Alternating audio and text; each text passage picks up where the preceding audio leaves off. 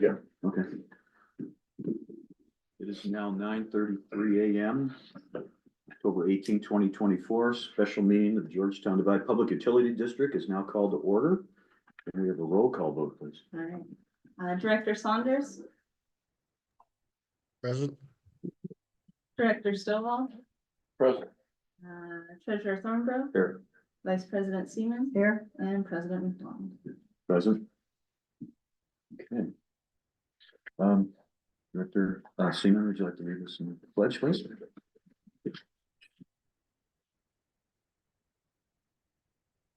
I pledge allegiance to the flag of the United States of America and to the republic for which it stands, one nation, under God, indivisible, with liberty and justice for all.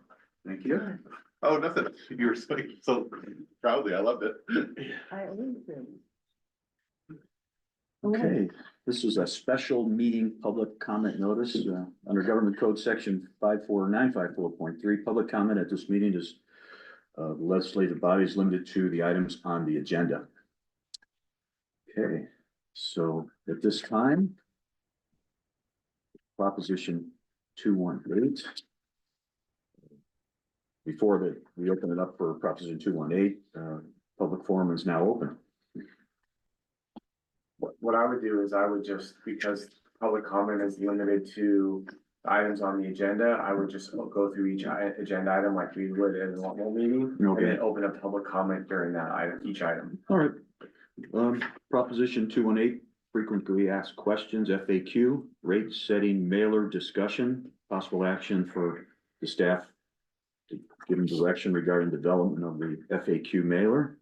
And at this time, I'd now like to hand the presentation over to Nicholas. Yes, thank you so much. So we presented to you the potential FAQs. Staff, I'll just kind of shout out Adam and Alexis and Liz. Did a great job of, kind of putting this together. I came in and did a little bit of tweaking and worked with Frank and Lupe just to ensure the legalities of any of this here to make sure we didn't do anything incorrectly. What you see is kind of what we thought were the most important questions, but we obviously want to make sure that we're capturing the board's comments, and we tried to anything that was suggested to us, we tried to capture inside the mailer. So if you have any questions or you want to make any amendments or adjustments, I think that we are definitely open to making changes. I'll just, if you want to go through it one by one, or I'm not sure how you want to do it. What's the board's pleasure? Well, we need to try to keep it organized. Take one at a time as we go. You can page by page if you want. Well, there's issues, I think, probably should do that at the end. There's issues that don't have, that aren't on these pages that. That's fine. We can add. We'll just do that at the end, I guess. Yeah. That's fine. So do you want to go page by page and then anything you want to add at the end?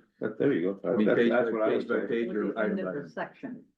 And I'd like to just throw out the idea for issues like you're talking about, there may be more issues that come up. I think it may be appropriate to have a web page or some resource through the GDPUD site where if people ask questions, the answers are there for everybody to clarify, so.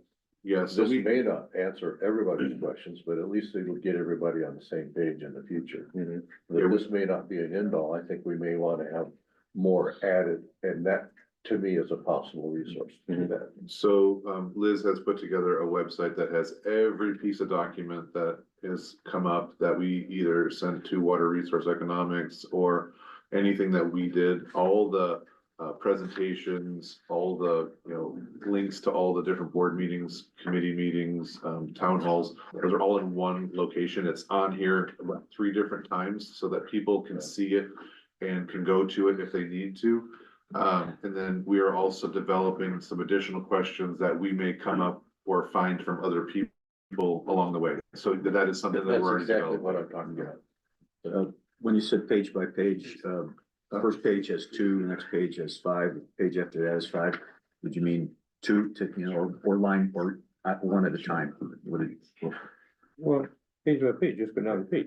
Yeah. Whatever's on the page. Yeah, one at a time, stop, questions, and then number two, question. Yeah, right, just like take paragraph one, okay, has anybody got anything to say about that? Okay, so I line item by President line item. McDonald? Okay. Before we start, I also had a question overall. Is this going to be front and back sided when it eventually gets printed out? And what's the total page number? I would say that's the pleasure of the board, whether it's front and back. I believe it's 5 pages as it sits right now. When do we run over an ounce and 6. it costs double the postage or, That's not a question that I would know, I'm sorry. if, right, because there's a point at around 5 I pages think or it's 6. 5. Well, Mike would know. I think, yeah, I think about it. I think you could put 5, as Okay, long as it's not like full page color, really heavy ink. yeah, right. So, I don't know. We worry about. at I the wasn't, end, I wasn't that not now. concerned about the number of, for the cost, but people are gonna read about 1 page. So we want to make sure that the frequently asked questions can fit into 1 page front and back, and then district operations front and back. So we may have to have a separate site where this goes to, but remember, we're gonna have people gonna read it, and the more we give them, the less they're gonna read. So that's something to consider as well. Good point. And- Slim it down.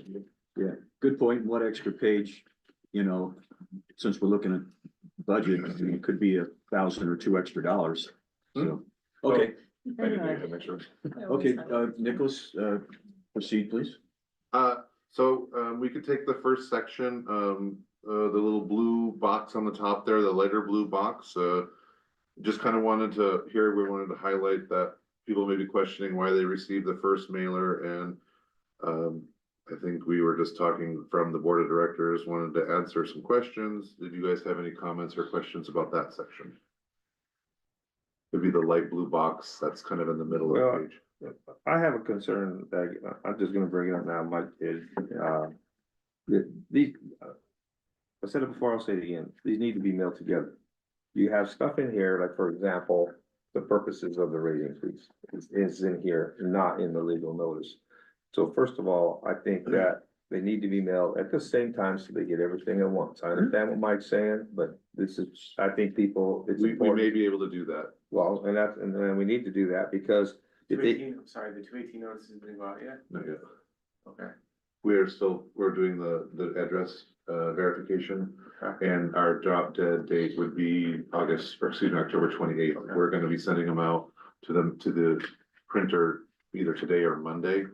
Did we And get a copy of the legal notice in this packet?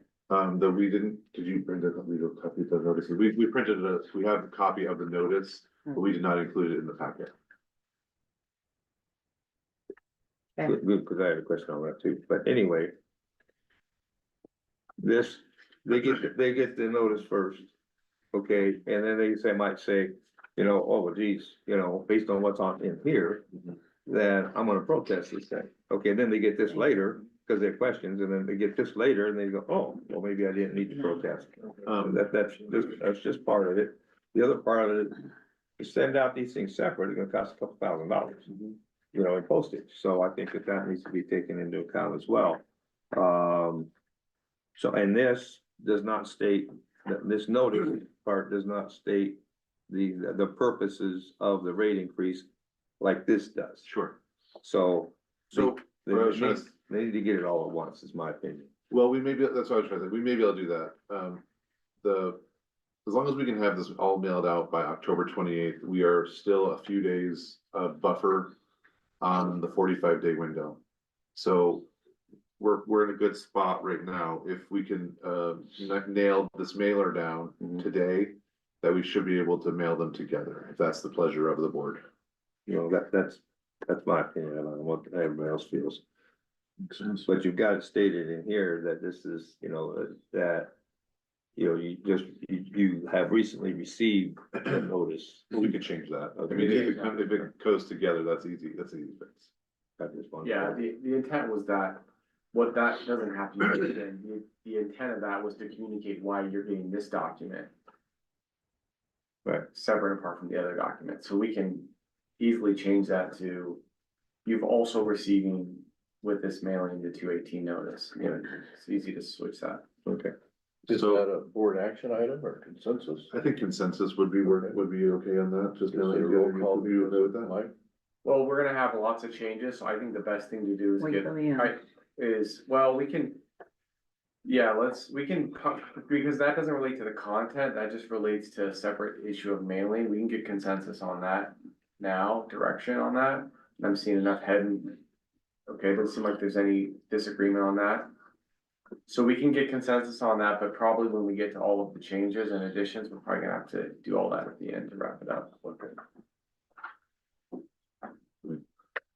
So that's fine, we can come up with a new sentence that says, you know, this notice is to answer some questions regarding this legal notice. The next box down is just kind of what, when, where, we're doing, we wanted to include where. We at the end have the location of the address, so if anybody wants to question where the actual is happening, it's the last page and it says how to protest, there's all different ways and we give them all the different methodologies to do the protest. Okay, so FAQ number 1, why am I receiving this mailer? The Board of Directors of GDPUD would like you to better understand Proposition 218. Notice that was sent to you very recently. Due to the complex nature of Prop 218 or the Right to Vote on Taxes Act, it is important to understand what exactly you need to know about how this affects you and the rest of the GDPUD communities. Any adjustments or changes to that one? Yes, ma'am. Didn't we talk about getting rid of the notice that was sent to you recently? You just put, understand Proposition 218, period. Get rid of the. Yeah, we'll make- that sentence. We'll make the corresponding changes in light of the direction the board just gave. Right, I'm just Yeah. saying, we're gonna, request, can we cross that section out there? Sure. That's a good catch. And then, the sentence after it is kinda wordy. That's fine. What part would you like to, how would you like to pare that down? I kinda ended it, well, just, a little bit shorten it, how this affects you, period. And get rid of and the rest of GDPUD communities. How does the rest of the board feel about getting rid of and the rest of the GDPUD communities? We were just trying to, Tightening it up. Yeah, less is more, probably. We're sending it to individuals, so this is how it affects you, so. Yeah, less is more. Like the read. that's 3, And who's gonna Director Stovall? Fine with that. pull that out. So what are the changes on number 1? He wants to Get rid of remove, notice that was sent to you very recently. Take that I piece don't out. see that. Oh, got it. First Okay. sentence, period after Prop 218, and then know how about this affects you, period, and get rid of and the other communities, blah, blah, blah.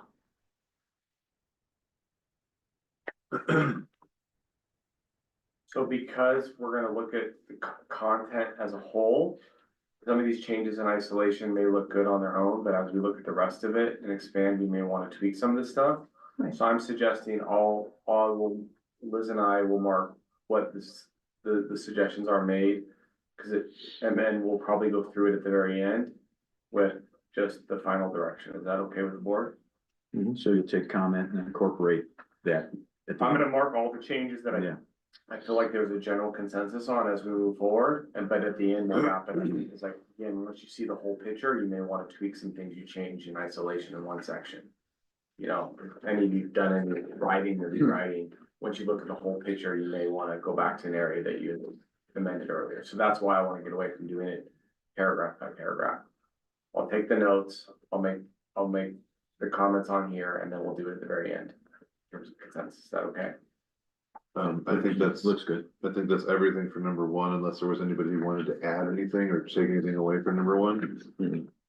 Okay, number 2, how were the proposed rates formulated? A cost of service rate design study is conducted for the water and, I should probably say was, can we change that to was instead of is? Was conducted for the water and wastewater services to ensure fair and equitable rates are being charged to GDPUD customers. GDPUD's current water rate structure was developed based on a 2017 study and the existing ALT zone wastewater rate structure was developed based on a 2019 study. GDPUD engaged Water Resource Economics, WRE, an independent consultant to conduct a new cost of service analysis and rate design study in order to establish new rates based on current costs and service, current cost of service and updated customer usage patterns. The new proposal includes maximum rates that are proposed to take effect on January 1st, 2025, and increase every year for a period of 5 years. The analysis incorporated necessary data, including a 5-year operations and maintenance budget estimate, utilization of property taxes, a long-term capital improvement plan, CIP, required debt service payment schedules, projected water demands, billed water and wastewater revenue, and water and wastewater lists.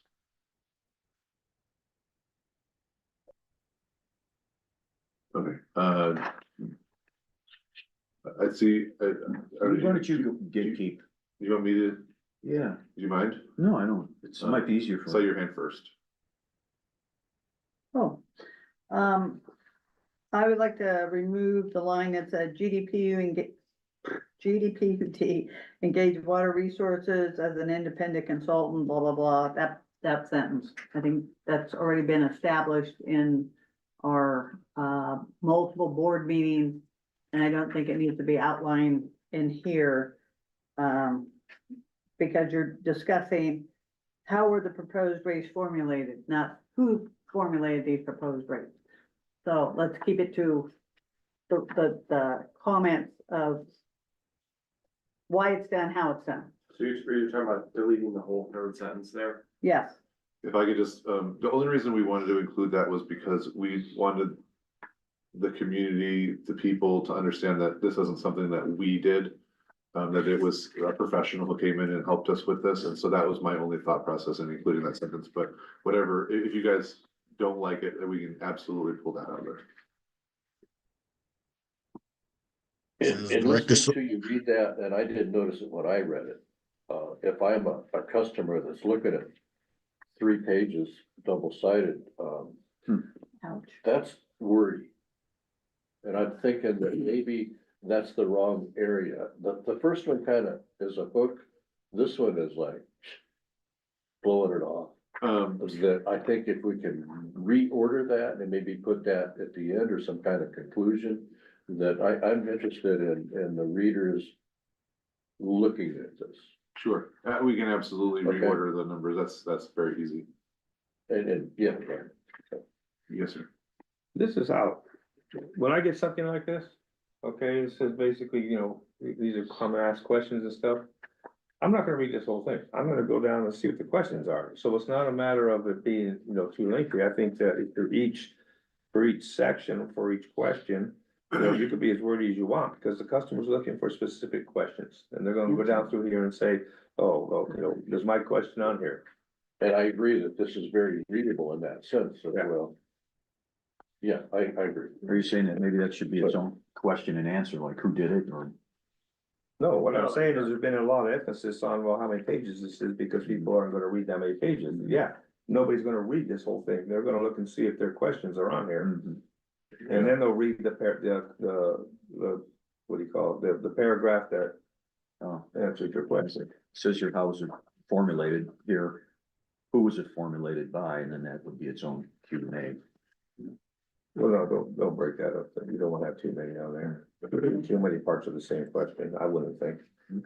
Like I said, we already hired this guy in March. And every month or two, we've had this Sanjay on deck discussing it. We've had him at all the meetings, well, most of the meetings, and so it's apparent if they've had any effort to go to meetings, that they would see that we had a consultant doing this. So that's why I'm thinking we need to remove, you Sorry. know, that part of it, just to slim it down a little bit. President I McDonald? don't necessarily agree with that because of, you know, how many people do we have here showing the meetings? Yeah, people should be showing up the meetings if they really wanna know what's going on and be informed, but the fact is they don't. How were they formulated? How or what formulated? That's the question. How Right. were they formulated? Right. That's the question, and you answer the question specifically. Right. Not Well, but I agree with what Nick's saying in that, it's best that we show that the district, we didn't come up with this stuff, okay? A paid consultant came up with it. So I think that is an important point that needs to be made.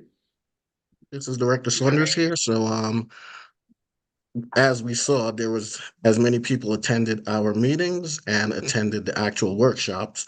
This is going out to everybody that voted. We want to give all the information to the people that are going to be affected by this. Many of them didn't come to the meeting, and in my opinion, I think we should keep all the information that was available to everybody at the meetings in this, because not everybody went to our meetings or the workshop and may not be aware of this, so I think we should keep it in. Kind of what I was saying. May I propose one option for the board is just to simply add a question that says, who prepared the rates? That was my comment. Mitch had said. Have its own separate question and answer for that, break up that block. Was that what you were saying? Yeah, That's what he said. Yeah, we can, I thought he was saying that, is that what Director Thurber was saying? yeah, that maybe I wasn't That's what I clear. thought too. Half the people understood. I gotta be clearer about it. But I think, so Maybe. that way, I mean, the nice thing about the FAQ is you can, like Director Thurber said, you can, if you're an interested customer, you can look exactly at the question you're interested in. And it does make it more readable if you have more questions broken out, so if you want to still highlight the fact that this was an independent third-party consultant that prepared this, maybe you could have a separate question that just says, right after how were the proposed rates formulated, you could have a question that says, who prepared the proposed rates? Yeah, who, what, when, where, why. I was just keying off what you said and it made sense to me. would you guys, consensus on making a new question that says, who prepared the rates? So you pull it out of here and make it its own thing. I'll just say, in conjunction with district staff, GDPUD hired Water Resource Economics, an independent consultant to conduct a new rate study analysis. Why don't you just put that line right in there? Just that one line. Who prepared it? Oh, it's part of the question? No, In- You this put the third- question, but you take that line out and put that as the answer. That's what I'm saying, yeah. Yeah. So I'm saying the Exactly, new question would be, who prepared the proposed rates? And then the question, what we would say is, district staff in conjunction with Water Resource Economics, an independent consultant, and then just that whole sentence, but it just so is that? Yeah. I'm seeing Well, you Michigan. have GDPUD, you don't have to say staff. Yeah, I would keep, GDPUD engaged with water resources. Okay. And leave it at that. yeah, I would keep that exact sentence. I agree with Director Seaman. I wouldn't put in staff. I would say GDPUD. So that's three, and we're good. We can add another question. We'll make sure that that's And I'm incorporated. almost thinking it should be before number 2. Okay, that's a good place for it. We would absolutely Put do that. that as number 2 and then number 3 becomes now, how is it It flows. formulated? No, I like that. That's good. Okay. All right, moving on to, and is there anything else in number 2 besides that? Seeing nothing. Moving on to number 3. What was the process utilized to develop the rates? A cost of service analysis and rate design study included the following steps. Financial plan, annual revenues and expenses were projected over the 5 years to determine the amount of potential rate increases needed to maintain financial solvency. Cost of service analysis. The cost of service analysis evaluates the cost incurred by the district to provide water and wastewater services to GDPUD customers and determines the appropriate rates to be charged to ensure that those costs are recoverable reasonably. Based upon the cost of service properly, or it's not spelled correctly, allocable? We need to figure out a different word there. Allocated, properly allocated? I think allocate's fine. In general, costs are, Allocable's fine. okay, that's fine. It looks funny, sorry. In general, costs are allocated to customer classes in proportion to the use of and burden on the infrastructure system providing such services. Rate design, the existing rate structure was then reviewed and changes were identified as needed.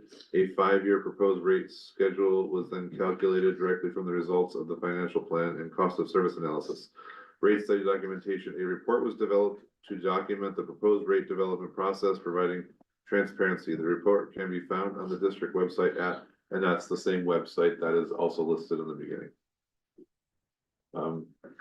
Did anybody have any updates, changes, corrections, questions? Director Saunders here. So this has everything that is went into the rate study. It does not have any of the description of the pre-studies we did, such as getting the assets and with cartograph and asset management and the asset management system, the Castle study, the ALT wastewater study, the salary survey. And that's kind of important because that was what predicated the last challenge to our 218. And those were the studies we put in to correct the previous challenge.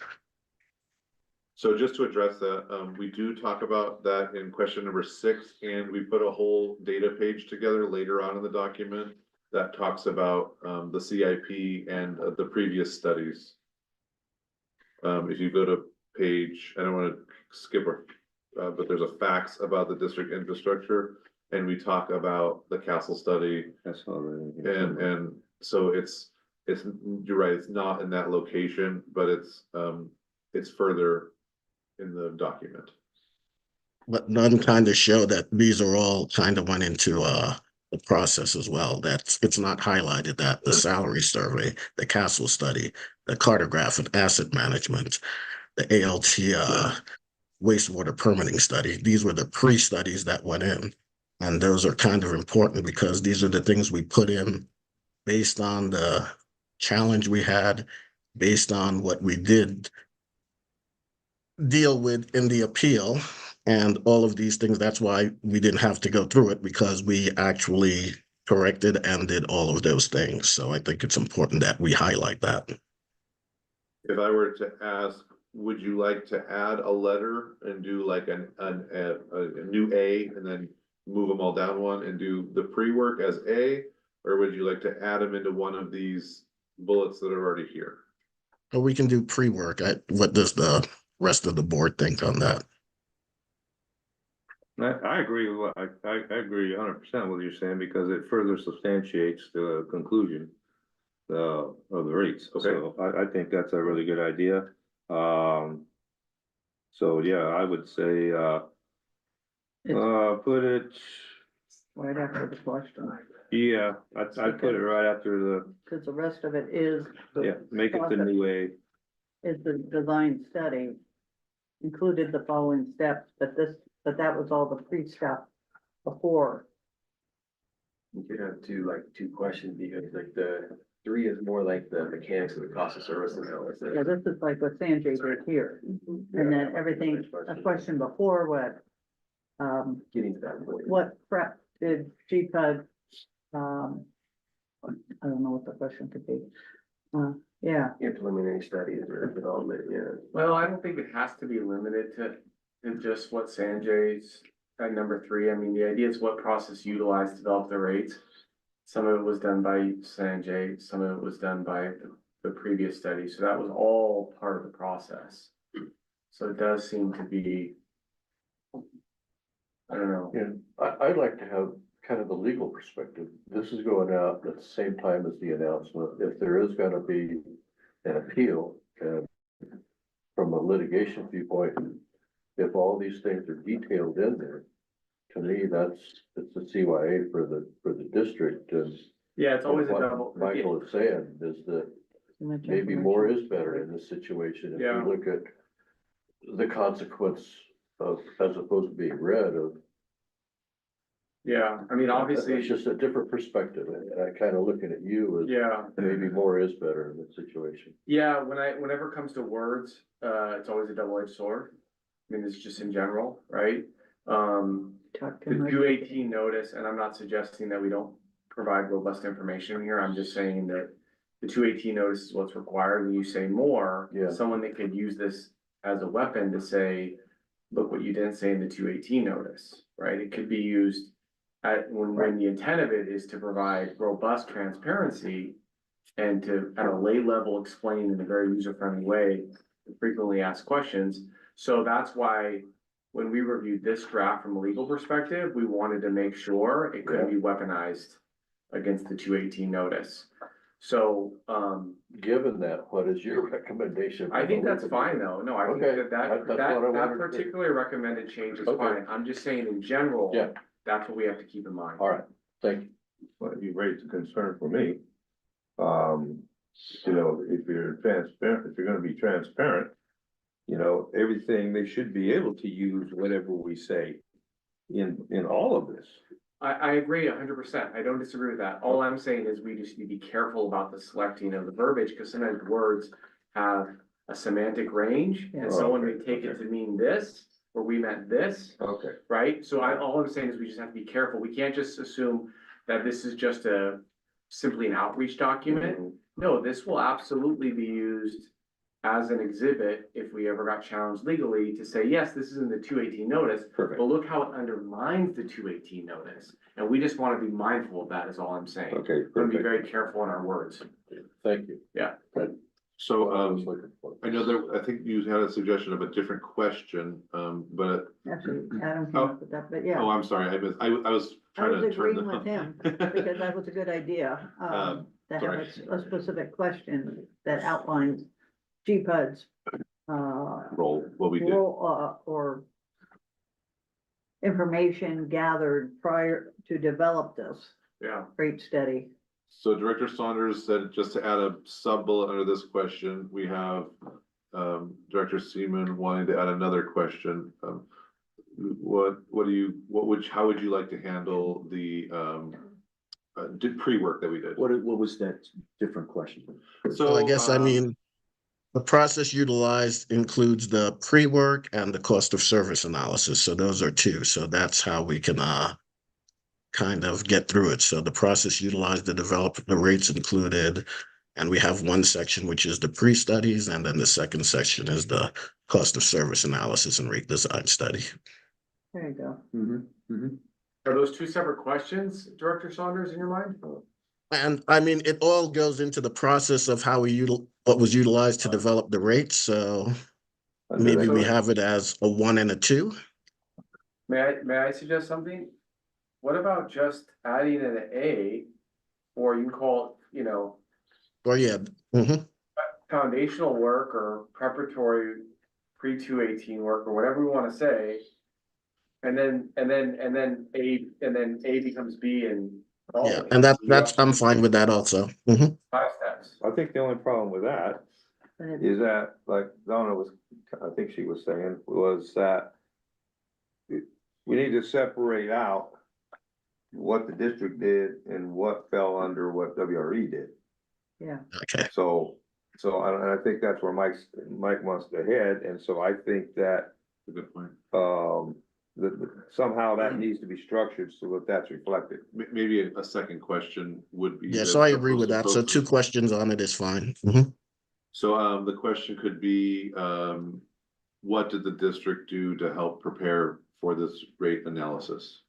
Or Yes. rate, cost of service analysis? What did the district So I don't think do, everybody's not ever help gonna- do? What did I it- say? You said help do. It's like, Oh, no, this okay. is what we did Sorry. for, to prepare for. I like the foundation things, I like foundation. To put a nice piece of foundation for the study. I like that. Alright. I actually do, I actually do, That's what it was. exactly. Yep, I agree. I like that, Adam. Well, and it goes to what Mike's trying to achieve is that it shows the public all of this work that the district initiated. You know, the WRE is just part of all of that, and along with the salary surveys and the council report and all these other things. So, Okay, so what did the district, PDPUD. oh, sorry. nobody's gonna ask that question, we need to phrase it differently.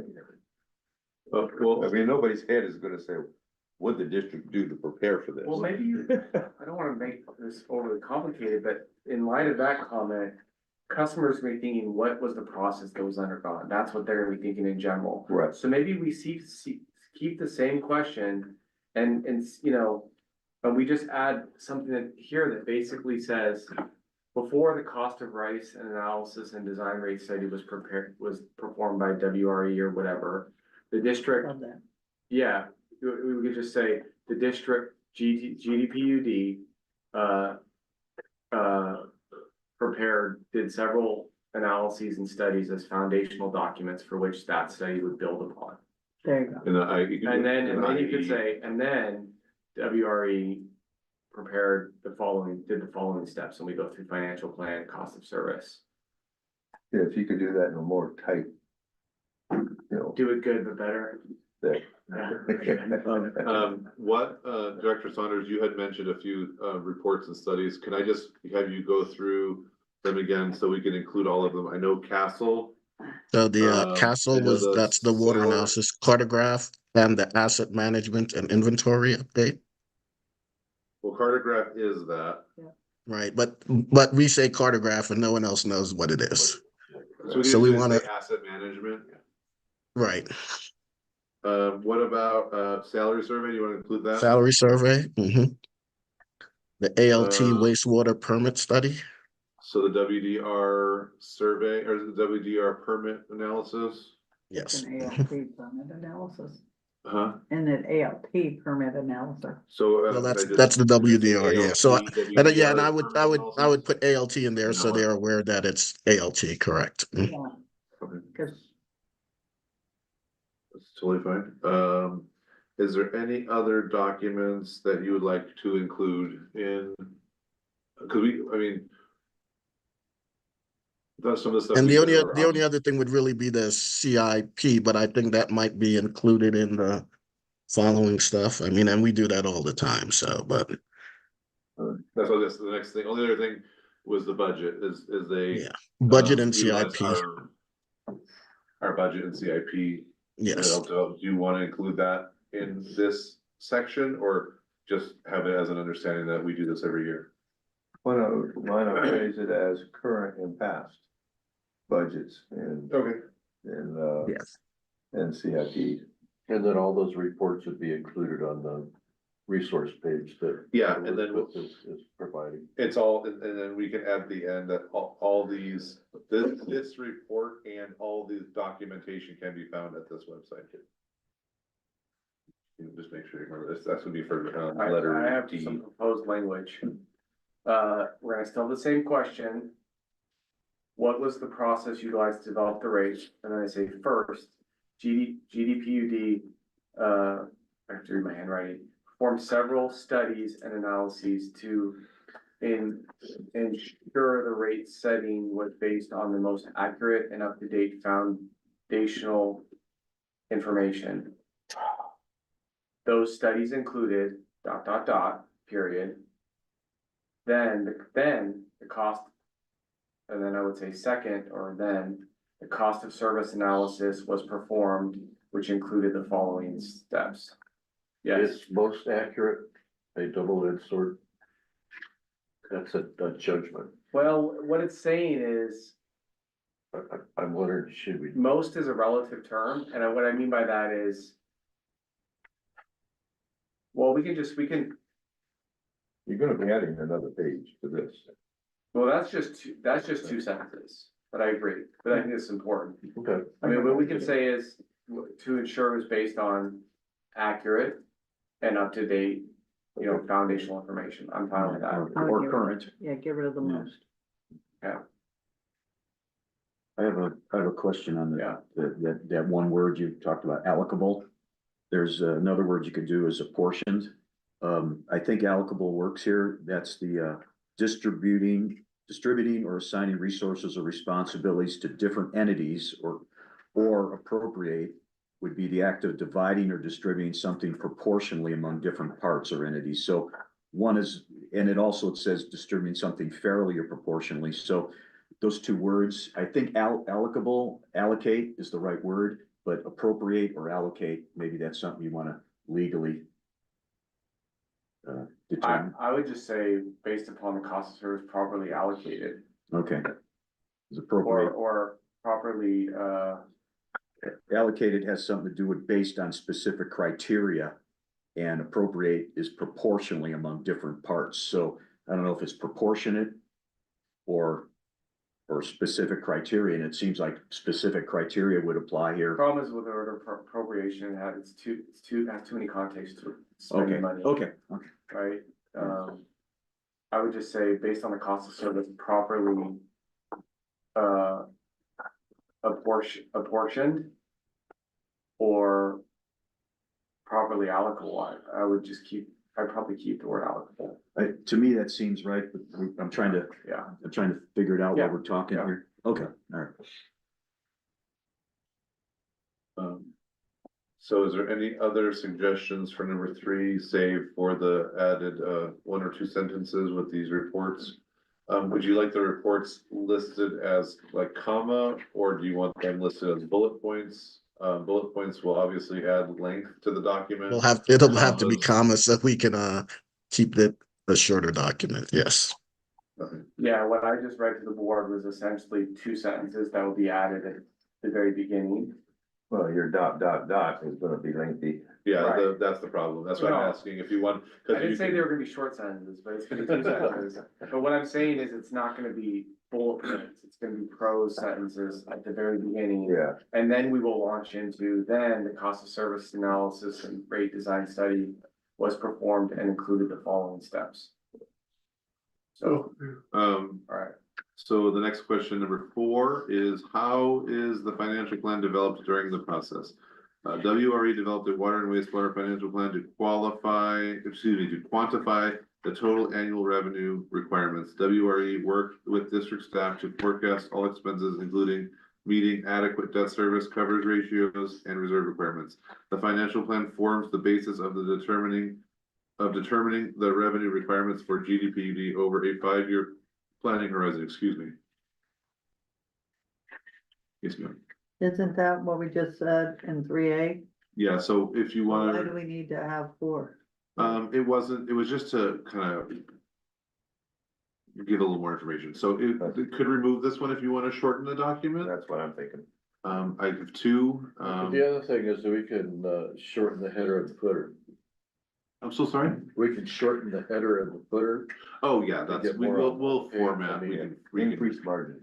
Yeah, we're talking about whether I- we keep number 4 or not. Right. I- Yeah. Yeah, Yeah, we I put in the agree, I margins, agree but- with removing 4 as well. Okay, we played with the margins quite a bit and it got a little bit, the That's- bleed got a little bit rough when you had really, really customized margins. So we can adjust that. So we're taking 4 out. 4 is gonna be removed. I had 3, You got anything to say, Mitch, about it? No, I don't, I agree. Okay. It's kind of contradictory, isn't it? Yes.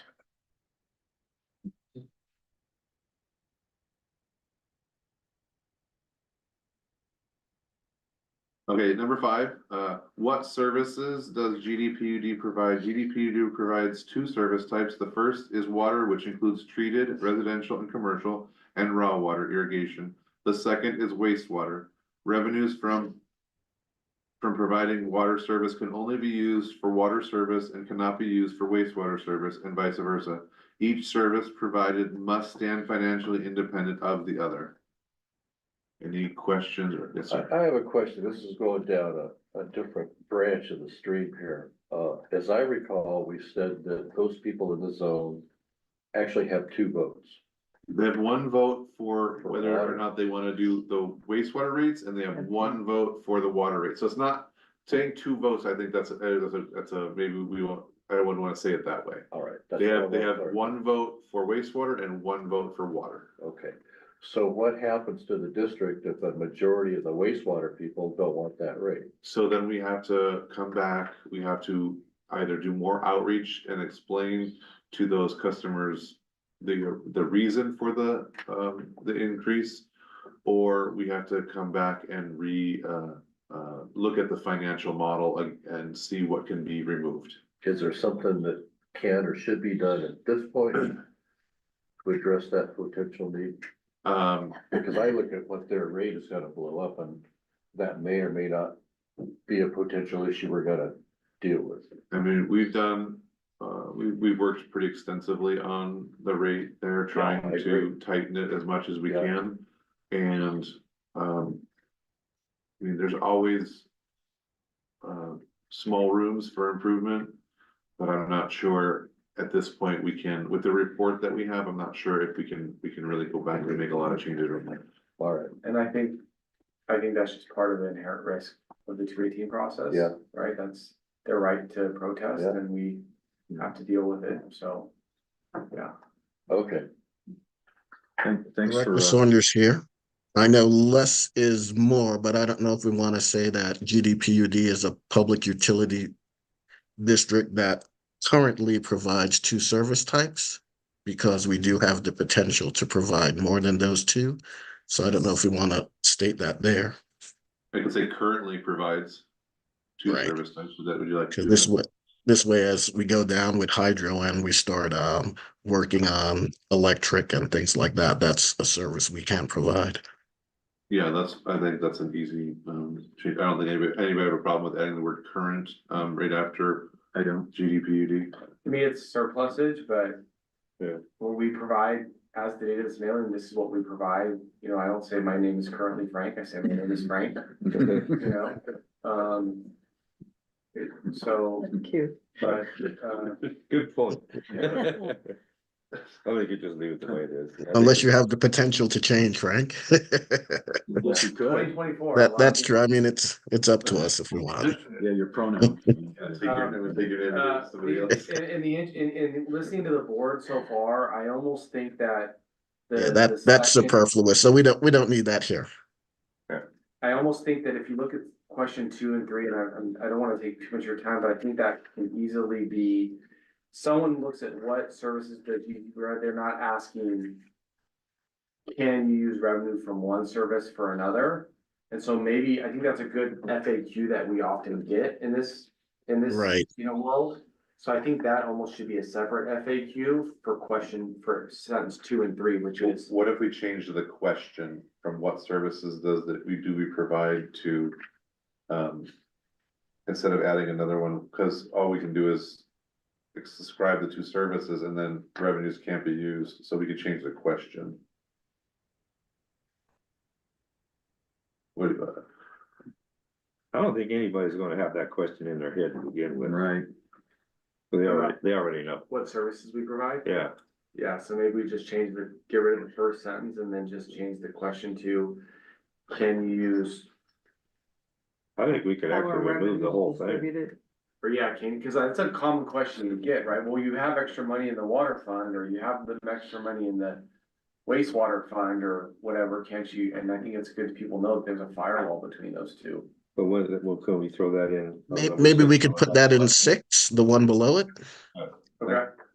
So we Yeah, just because remove all the. Yeah, five. so I think I agree with Director Thornborough, remove 5 and add the restrictions probably in 6. look at us, tighten it up, getting rid of some language. All right, so Yeah, you're gonna to say say that last sentence of revenues are gonna go somewhere in number 6, is that what the suggestion was? So I heard from Director Thornborough and Director Saunders. Was there one more board member that wants to get consensus on that? Okay, Director McDonald, thank you. I'd like you to just make sure, I like that where you kept raw water as irrigation water too. If that part of the sentence or anything is transferred to 6, keep that irrigation associated with raw so people don't. Okay, do you, so that changes, we're gonna get rid of that sentence, Well, okay, if you get rid of it completely, And 6 kind of spells it out. does it? Yes. Look at the very first sentence in 6. yeah, I can read it if you guys would like.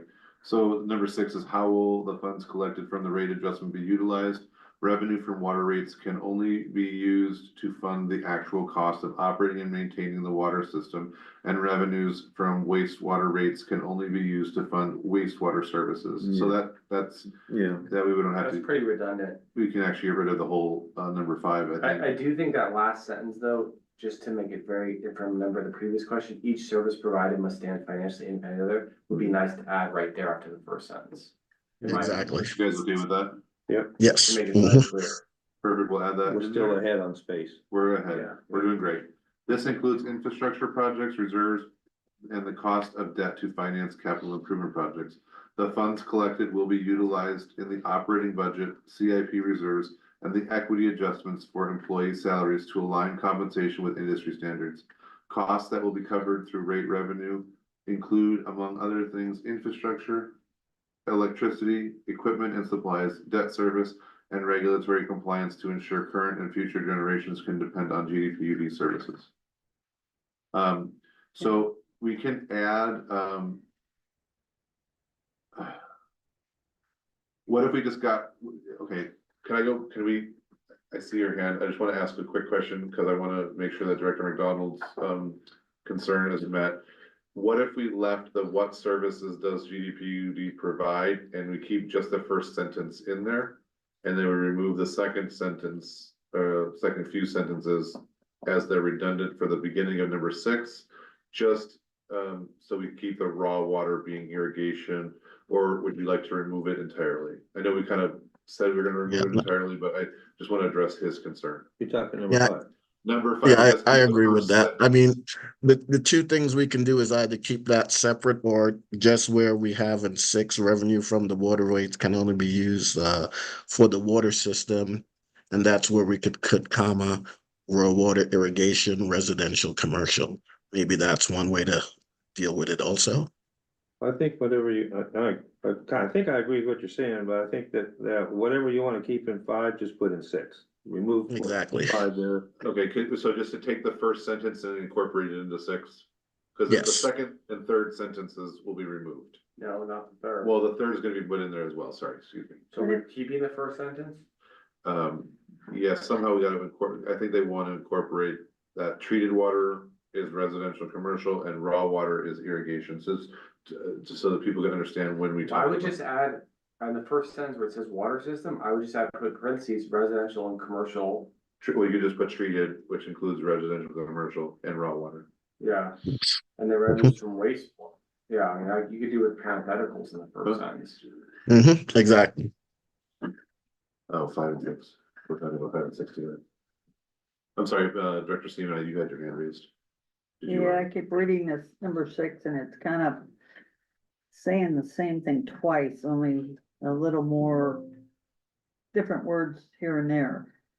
Yeah, the second to last sentence, or the last sentence, I guess, is, Well, this includes infrastructure project reserves, cost of debt to financial improvement project. I don't think we need that one. We got the funds collected will be utilized for the operating budget, which is what, everything up there. sure. CIP reserves, equity adjustments for the employee salaries to align with compensation and industry standards. I think we're saying the same thing twice.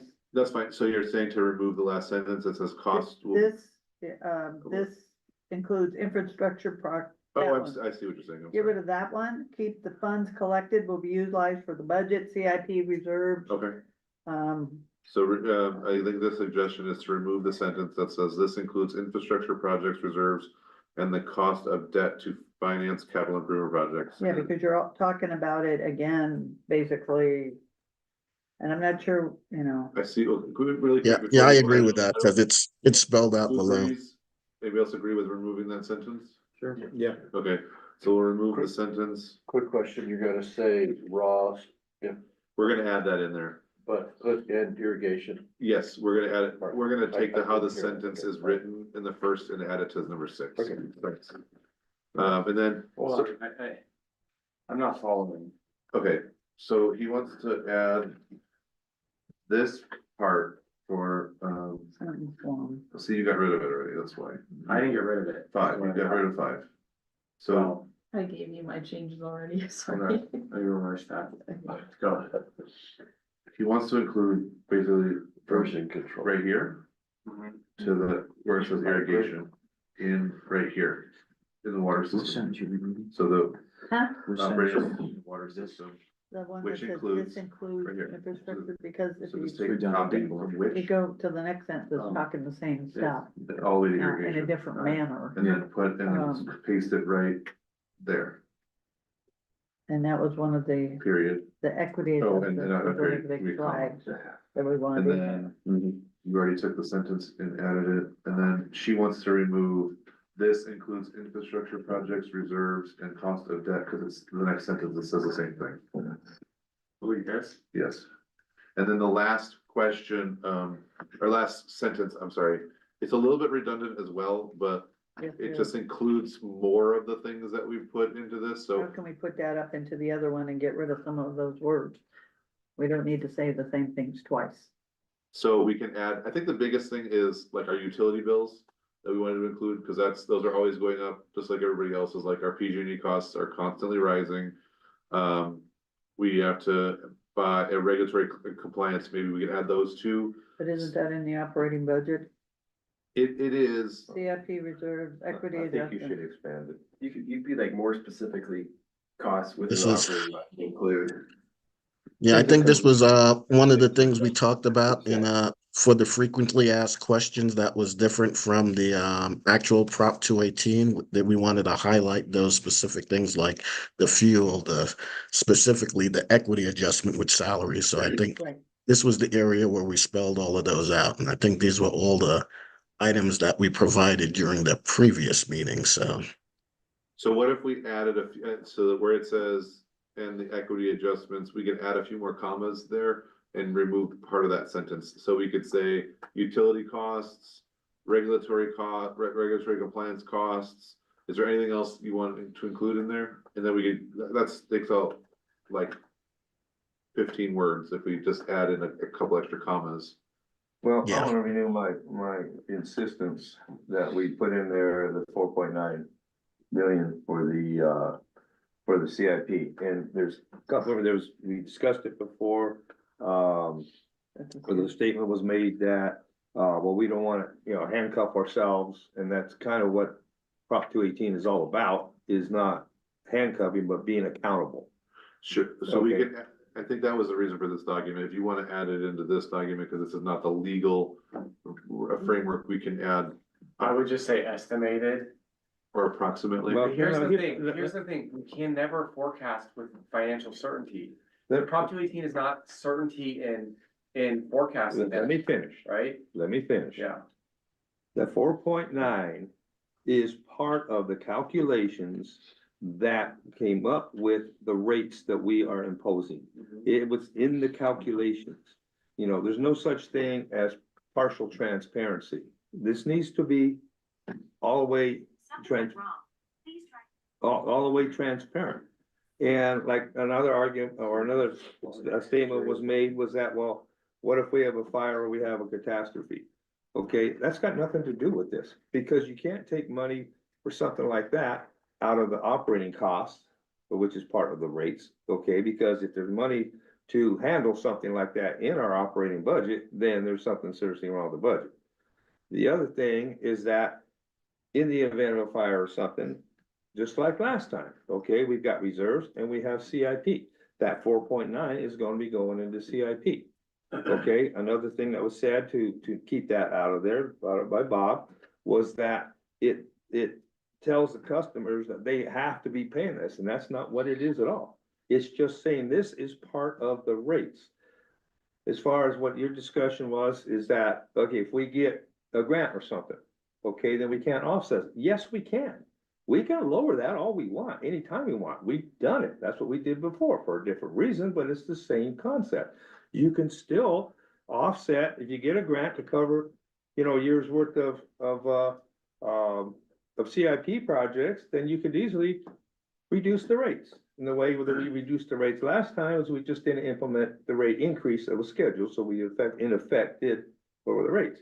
But that 4.9 is part of how these rates were calculated. It needs to be in there. If you're gonna be transparent, be transparent.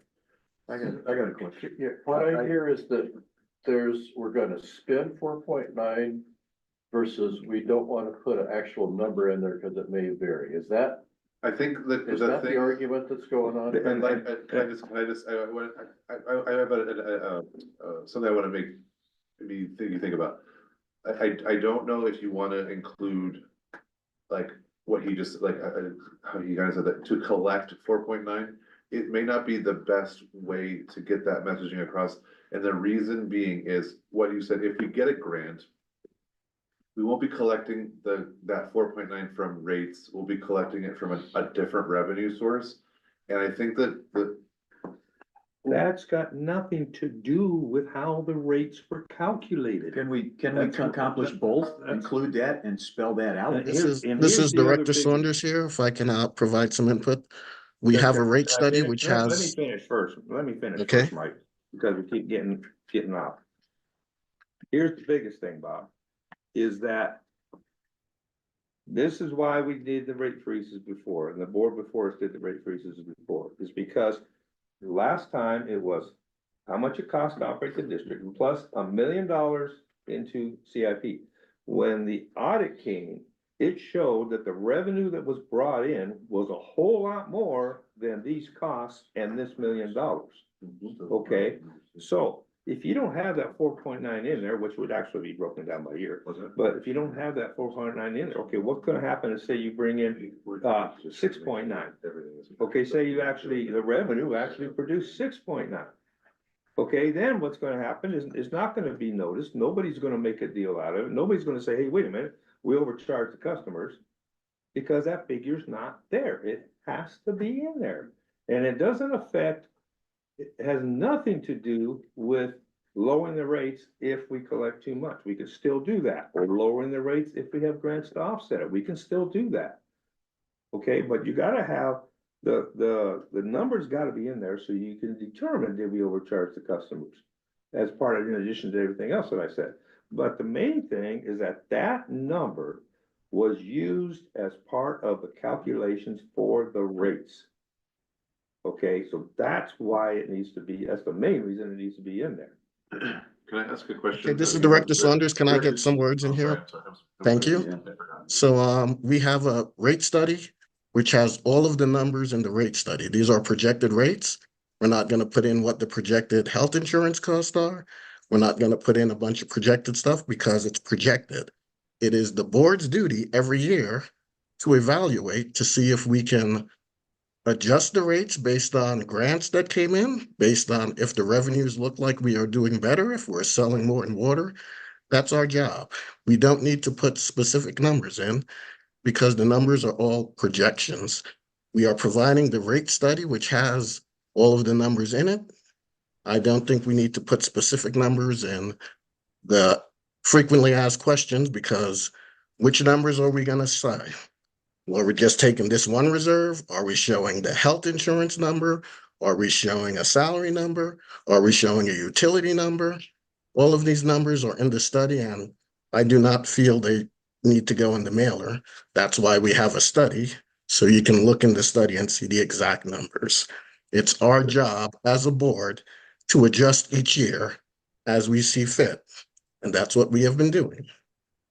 But all of those numbers that you just said are part of the operating expenses. All those things fall into operating. I do not want our customers to have to go through and read and try to interpret and understand that rate study, that whole rate study. It needs to be very simple. Here's what it is. It's our costs to operate the district, which is reflected in a budget that you can easily go and look at. It's reflected in the budget. Then you have the, and we've mentioned the, equity adjustments, which is also gonna be reflected in the budget.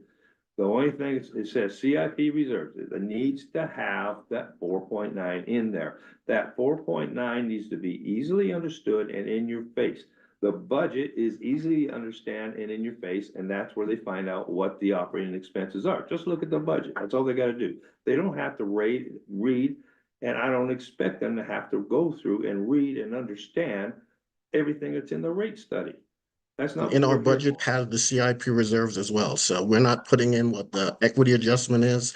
We're not putting anything else, so my opinion, I do not agree with putting any specific numbers in here which are already in the rate study. Last year, That's they my said $1 million opinion. in CIP every year. Okay? Why can't we do it this time? That's Why- my why opinion. can't we- Well, why can't we be let's hear from other transparent, board Mike? Why members. can't we be We heard your transparent? opinion, Director Thornborough. I'd like to hear from Director Stovall, Director Seaman, and President McDonald now. Thank you. Director Seaman. Oh, your neck, your hands up. Oh, yeah. No, Yeah, my wife does that too. She raises her hand Sorry. and she makes it. I'll take a quick. No, your wife probably said, you know, your hands up. No, Sorry. I clearly see, Director Saunders' point of view. I can clearly see Director Thornboro's point of view. And in light of transparency, I don't know why presenting the public with a clearer definition and understanding of what's going on is negative. And I clearly understand Director Saunders is saying. I'd like to know or hear a comment from the board. What's the downside of adding with Director Thornborough? What's the downside versus the upside? I mean, pros and cons of what's the downside of putting what Director Thornborough is stipulating here? Any other comment? I'd like to hear what, Nick was gonna say. Oh, I was just trying to, what I would like to add is you can add that number. But I would stipulate the 4.9 by if, and this is maybe a lengthy sentence, so how we could, reduce it. 4.9 will be collected, $4.9 million will be collected to be utilized in CIP projects. However, if the district is allowed to develop other revenue sources or obtain grants for some of this money, the rates could be potentially reduced. I think, doesn't that already say that in here? It does, but the reason I want to qualify what you're saying is, if you say we're going to collect 4.9 million, you're locking, no, That's not what I'm saying. I have never once said we're collecting it. What I'm saying is this 4.9 was part of the calculations to determine these rates, period. That's an accurate statement.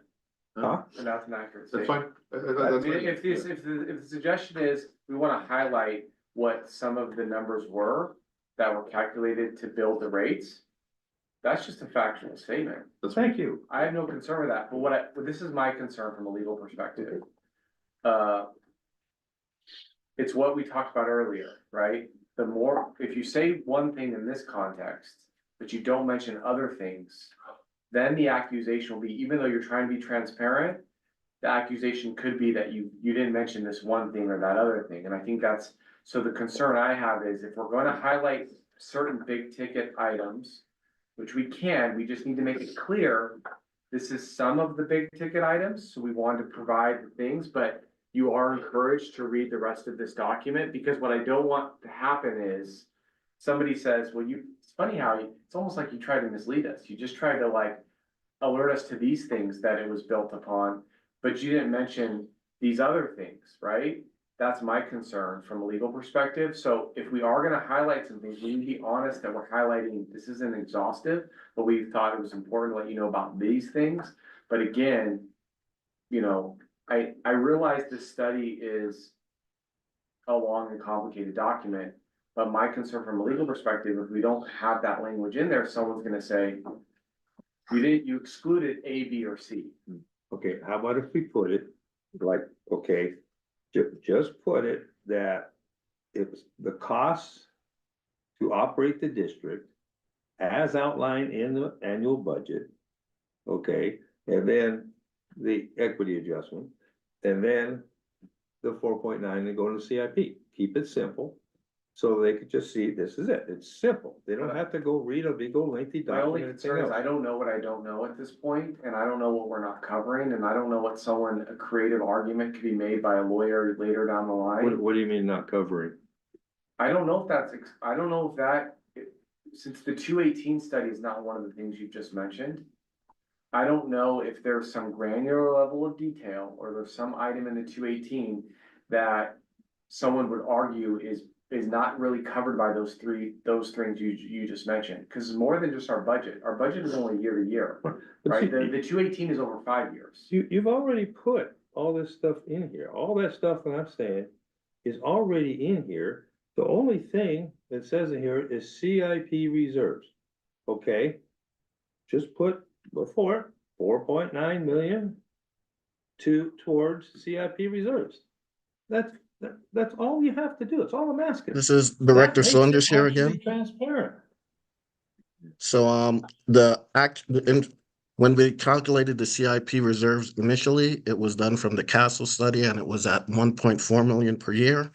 And the board had negotiated it down with looking at the ability for us to go after grants and the possibilities of doing water transfers to bring that down to closer to 800, 900,000 per year. So we decreased that. So there isn't even a clear-cut specific amount we're collecting per year. It's estimated average and it's year to year. So this is why it's kind of difficult to put in that's our overall maybe target, but it's still based on estimate. It was Director presented, Director Sarn, I was want to say that you answered my question of the potential downside. That's all I wanted to say, if that addressed your downside concern, Director Saunders. And thank you, Frank, and that was my only concern. And so I'll stand down. I'd like to take the comment of collected out of it. And we're not collecting money. What I would say, we're gonna have the neighborhood of expenditures of approximately 4.9 million over the next 5 years. we're not expenditures, but contributions to CIP. Because we Well, don't, I'm looking at expenditures in CIP, not contributions. And that. Well, too is that would be the we rate have to do, contribution to the, it may and not be so- our but not- total if you take the word expenditures. collected out of it, that we're looking at expenditures of 4.9. Now, where that money comes from, maybe grants, we may get a grant to repair the tunnel. So I wanna No, take. I- the I concept disagree of with who's you there, gonna collect. Robert, That's my point. Robert, I Yeah, believe I'm trying that's to finish, the, Michael, okay? He's trying to So, finish. but, Director yeah, Saunders. my concern is that we're not tied into having the ratepayers pay for this, that we have the obligation to expend expected monies on CIP. that's not 4.9 expended. We're not spending 4.9 in CIP. We are putting that into CIP. We're not spending. We may spend less, we may spend more because we have Correct. money built up in the CIP. So we're not, don't look at that 4.9 as that's money we have to spend or that we're going to spend. It's not an expenditure. It's a contribution to the CIP, to the capital improvement plan or projects, whichever you want to use. So we're not necessarily expending that amount of money. It's just, that's how much we're gonna contribute towards CIP. so, I'd like to the hear language, Michael's comment. the language that I would, In here? add to that would be the rate contribution to the CIP would be up to 4.9 million. That's probably a language that best describes which portion of the rates is going to be contributed to the CIP. And it'll be up to 4.9 million because we can spend more because that's, so I see what you're trying to get to, Director Thornborough. So I think the language you want to say is the contribution from rates would be up to a maximum of $4.9 million over the next 5 years. Like that. I think Director Seaman wants a comment. Doesn't seem to matter. Well, I didn't know that you had your hand up or anything. Okay, I apologize for that. So please state Okay. what you want to state. One, I wanted to get rid of the word collected, where it said the fund collected, just say the funds. But also, I mean, as a consumer looking at a document and all of a sudden a number gets flagged in there. And I know this is against what you guys kind of agreed to, but to me, it flags. I see that number independently of whatever was said around it. And it concerns me that other people, the public will see the number, as not. They don't understand what reserves mean. They don't understand what, the context of a lot of these terms actually mean. So having a number in there, kind of gives more of a negative, a flag, where they don't have a concept of how many millions of dollars this corporation is actually, impacting their community. Muddies the water. Yeah, but that was just And overall, I'm looking at it as a ratepayer going, what the heck is this? I understand, drilling down as a board is one thing, but how the, perception of that number would be. It's sort of like when we were going down that path of, what was it, bankruptcy versus, the term we changed it to, where that flagged a lot of negative connotation. It was saying the same thing, but it was a flag. Go ahead. But we'll cancel If that if out. we can go through our Is it consensus of seeing if we want to keep the number in or not, and then if we're gonna keep the number, then we could work on the I language, would- so. I would. My prefer on- consensus is I do not want the number in, so if we could find that consensus first, that may help us moving forward. But you just said that you were okay with putting it No, in. I said if we were using the language, this is the language we would use. I am not okay with putting in any numbers because we don't have it anywhere, as Director Seaman agreed, so I would like consensus in who wants to put 4.9 million into the FAQ. My answer is no. Frank had a comment before, maybe. No, we can deal with this separately first. Okay. I think it needs to be in there in the way that you said put it. That is transparency. Keeping it out is not transparency. There's no such thing as partially transparent. I'd like to hear some language. In or out, I'm not sure. We're gonna take, gonna take collected out of there because we're not collecting 4 Yeah, I don't know, depends what the board, yeah, I mean, there's two ways to do this. We could deal with the 4.9 issue first. And then deal with proposed language, or we could deal with proposed language now, including that, but. Yeah, before we move on from this question, we're gonna have to have clear language from the board. We obviously don't have it yet. I think Mike hit the nail on the head as far as how I feel about it. And it puts it in there to be transparent. And there's nothing negative about the way that he structured it. The way that he said it was perfect, in my opinion. It's in there, we're actually being transparent. And it took out collected, he didn't have collected in there. And he even put in there, I like the part where it says, to a maximum. Okay, you're putting that in there as well, I'm fine with that. So he didn't use maximum, I forget how he said it. Do you remember what you said, Mike? Up to. There. I mean, I have language that I will, I'll reiterate my language if we're all in agreement in putting the number in. Let's hear your language. Well, do you want to put the number in, Director Stovall? I'd like to hear your language before I say what the number is, because I think it's the context So of the the language I said is that, the rates would, the funds from the rates would be used to contribute to the CIP reserves up to a maximum of 4.9 million over 5 years. I think That that's covers perfect. exactly what Director Thornborough was looking for, and this shows these are the rates. This is what it's going to go into the CIP. If we have any offsets, we're going to use it to offset that, and that's going to affect the rates. If there are things that go over it, it's not coming from the rate revenue, so it clearly kind of spells that out. I know that's what Director Thornborough is looking for. Right. I would throw in there approximately 4.9 in the neighborhood. I don't wanna have it that we're gonna spend that or whatever.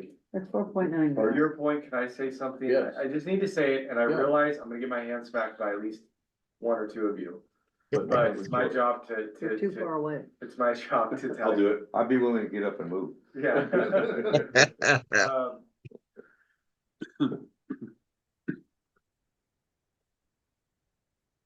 Is it gonna take all day? I haven't even started, I'm already getting smacked. All right. Yeah. So for purposes of the 218, okay? Here we go. If we wanna talk about transparency, when we say we will not spend more than X amount for X particular thing, that's actually not what the 218 says. Like, that's not representing what the 218 is saying and doing. The 218 is a set of rules and procedures by which you design and set rates. And it factors in various categories and various assumptions of how much they will cost over a 5-year horizon. But the 218 process never says, for purposes of setting rate, that that is your budgetary maximum. It's not a budget document, it's a rate setting analysis that's done. And so when we actually say, per the 218, we will not spend more than 4.9, the 218 never said we won't spend more than 4.9. What it said was, we estimate the CIP will be 4.9 million over the 5 years for purposes of the rate setting study. Now, if we as a board decide we want to be limited to that number based on the cost study, that was the 218, but the 218 does not say our maximum is 4.9 for CIP. But the 218 says, for purposes of rate setting and rate study over a 5-year horizon, this is the process we went through, and we're estimating 4.9. But those buckets may vary a little bit. You may have a little bit more here or a little less here, because for purposes of estimating and projecting, that's the analysis that's done. It's not, but the 218 is not a budgetary document. And so when we say, that, you know, we have to be precise here. If we want to make that statement, we can make that statement. But my point is, when we say, and that's why Director Thurmrow's comment earlier about, this is what the 218 says and how it was allocated, I'm perfectly fine with that. But what it doesn't say is your maximum of 4.9 for CIP. And it's not a sleight of hand, it's not a bait and switch. It's because under 218 law, the district has the ability, has to come up with a reasonable projection based on proportionate cost of service over a 5-year period. That is never going to be done scientifically. So for rate setting purposes, we come up with a close to the real number as we possibly can. But that means if you go 4.91 in CIP over 5 years, it doesn't mean you violated the 218 process. What it means is, did your study and your forecasting, was it based upon all the things you have to do for purposes of 218? So there's a distinction between the 218 says we have to be capped at 4.9 versus our cost allocation was based upon a 4.9. That statement I'm fine with. That's what I want. Can we add that? That's what I want. In light of legal counsel's in light of legal counsel's remarks there's a difference between the analysis and where we get to for the rates and policy. So I do not want to put policy in the frequently asked questions. And when we are talking a specific number in the reserves, that is really a board policy and not really what is the cost of service. So in light of the legal counsel comments, I continue to say we don't put specific numbers in because that's part of an analysis. The board's policy, we can determine what we want to do afterwards. So we shouldn't confuse policy with the analysis. So I am not in favor with putting in the number. Because I think But we're not. That's not what we're doing. what I think, the consensus though that I'm, and it's hard for you maybe to see it, Director Saunders, because you're not in the room. But I Yeah, actually my consensus has always been I do not want to put a specific number, but if the consensus goes that we will put in the number, then using my language is what I'd like to do. Well, okay, let me propose a third way, okay?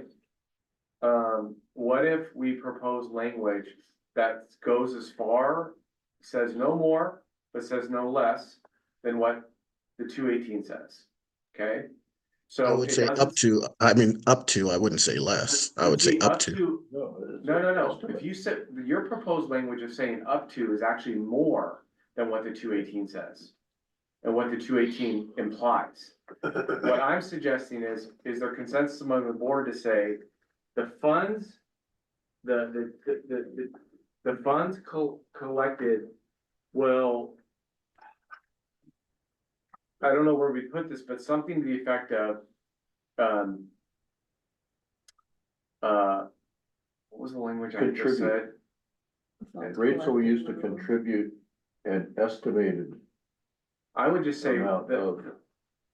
the funds collected, will be used in utilized in the various buckets, but I think you also can say, um,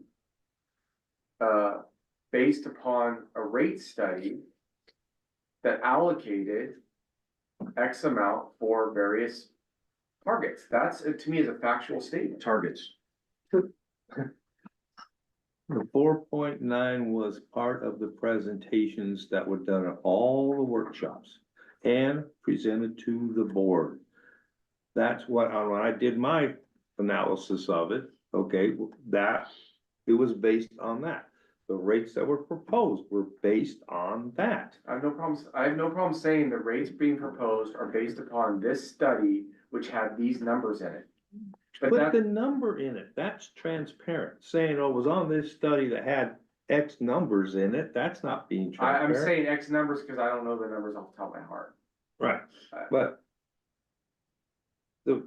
what Prop 218 says is that our rates have to be the cost of service, the cost to provide the service. That's it. We cannot charge more than the actual cost to provide the service. So I'm okay with Bob's interpretation and Mike's interpretation of the rate study being projections, because they are projections. But, you okay? Yeah, fine. Oh, allergy? Yeah. Oh. But part of the calculations in the rate study that was put out in the workshops, was put out everywhere, is 4.9 million. And What I'm saying is we don't have the calculations of the salaries in there. We didn't put in Hold the on, operations Mike. budget, so we're gonna put each bucket in?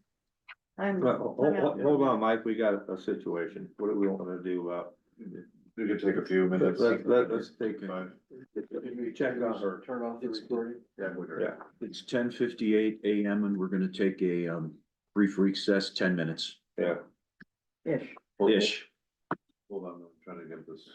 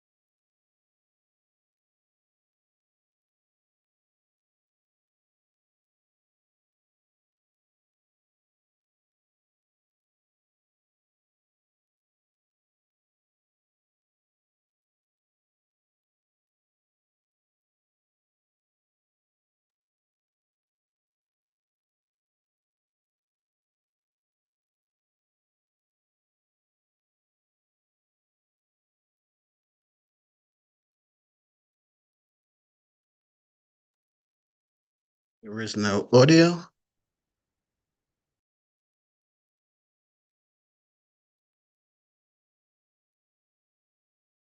You look over here. We can talk right now.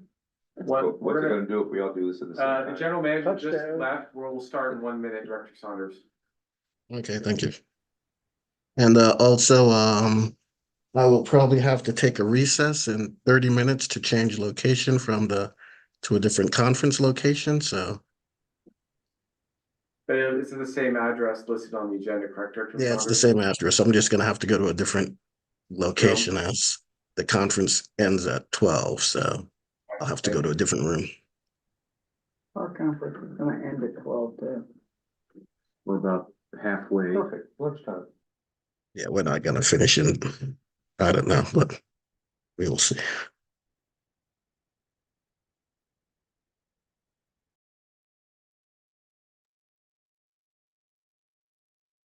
There's no more audio, so.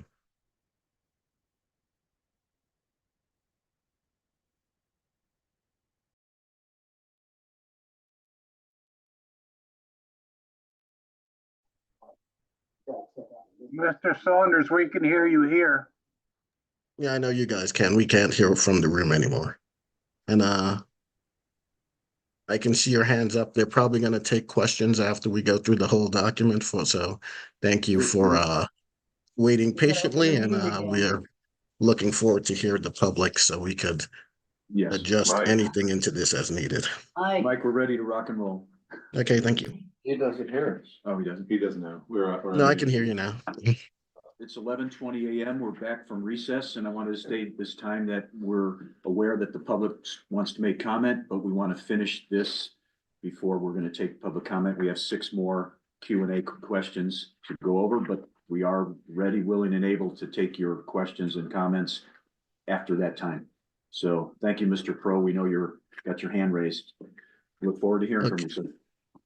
Okay, continuing my point, I think I have a good solution that will fit in with what Director Seaman and some of us are looking to do with our frequency asked questions and what Director Thornborough wants to do. So in this section, just having that one number is kind of awkward. If we look at page 4, where it talks about the capital improvement plan, I think that's a good place where we could put in that right at the end of that first sentence that we put in, the analysis from the study showed that the district will contribute approximately 4.5 or whatever the number is million in 5 years. And that shows the number and what the district is going to contribute. And that kind of, I think, will satisfy what you're looking for, Director Thornborough. And it's in a section where it talks about the specific CIP and the funding where it's, if that's acceptable to you. It really isn't. I understand what you're saying and I agree with that, except that it doesn't, the question on number 6 is how will the funds collected from the rate adjustment be utilized? And that's where it needs to go. That's. Because you're listing the operating budget. No numbers, You're listing the equity adjustments. no numbers. I understand that. But you're saying CIP reserves, there needs to be that number in there. So I agree with having the number in the document. I just don't agree with it here. So we guess we can find consensus of that to see how it will proceed. If I recall, Frank had mentioned some language about identifying the buckets that the revenue will go into, and this is one of those buckets, and to refer to something in the cost of service plan, which is all encompassing. So if I recall, it says need a reference to include but not be limited to capital improvement projects and so on. That would be a way to have full transparency with identifying all the places where this would be spent. Yeah, And so it wouldn't just be that, it would provide the public with a full documentation of where the money would be going. So include, but not limited to. yeah, cause I'm looking for some language we can fine tune. We talked about concepts. Right. And so, is there language that you propose, Michael, in the CIP that we can put in there? I and mean, then for maybe this move section, the- I am not comfortable putting in a number because we don't put it in for anything else. So I'm comfortable putting in the number in page 4, and we could put that full language in there. Just in this section, I'm not comfortable putting it in. That's all. We're on page 4, Michael. It's right There's a below. whole section where we talk about district infrastructure operation and maintenance, and then we have 2 paragraphs on the capital improvement plan.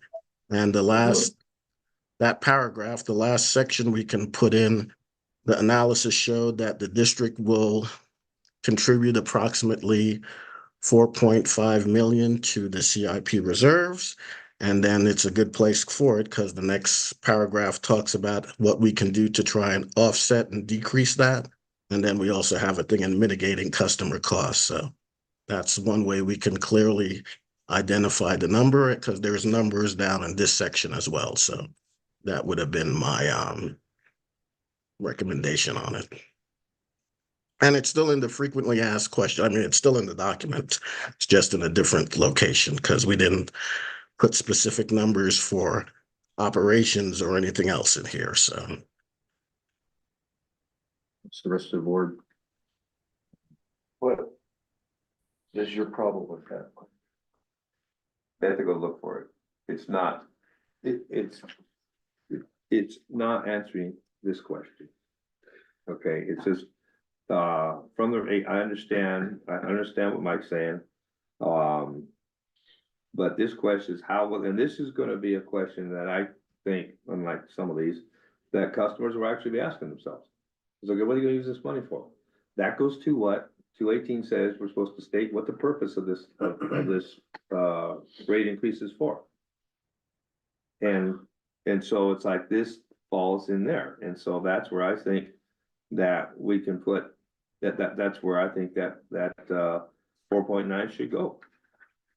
What about if we put a statement in there, say, please refer to facts about district infrastructure and operations maintenance section? And so it would direct them out of that question into something far more detailed. Okay, but does that other section show the amounts for the operating? It would be in here. yeah, that was page 4 of this document is what I was saying. We just put it to page 4. Right. So it's in there, So just it's in refer to. fact, and no numbers are with numbers. So I would add that line to the last paragraph under the CIP section. Okay,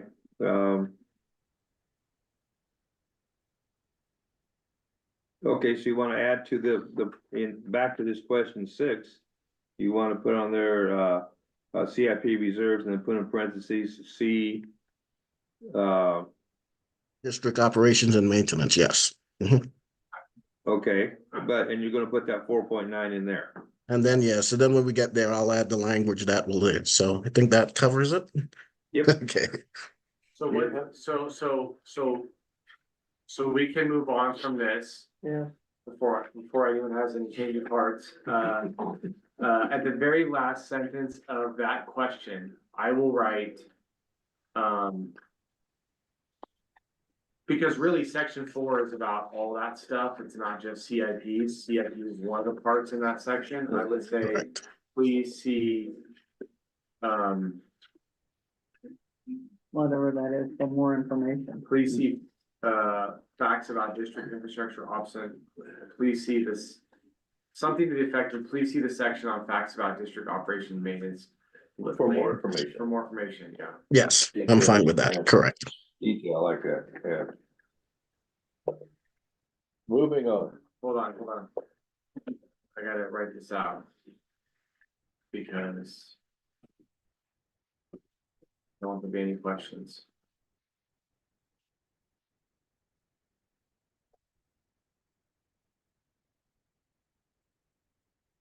And I like the comment about how it goes into. Leads right into mitigating customer costs. Exactly. It's all on the same page. Where's that? In the shaded area here, Oh, down there, oh, okay, all right, which is right, one of the things I wanted to have presented. right. And it sounds like maybe what I'm saying is redundant, but we'll get to that. Okay, I just wrote, please see section entitled facts about district infrastructure operating and maintenance for more details. At the very end of number of that question. Okay, and then you're gonna, and then in that section, you're gonna put the 4.9. Yeah, when we get there, I'll add language and see what the consensus on that is, correct? Okay, Okay, moving on to number 7, how will the community benefit from the proposed rate increase? The proposed rate increases are an important step towards ensuring financial healthy public utilities that will be able to provide water and wastewater services through efficient and well-operated systems. The challenges associated with protecting and delivering water require a resilient delivery system which GDPUD actively maintains and adapts to ensure reliable supply and service for the divided communities. Utility or utilities, first sentence, second line.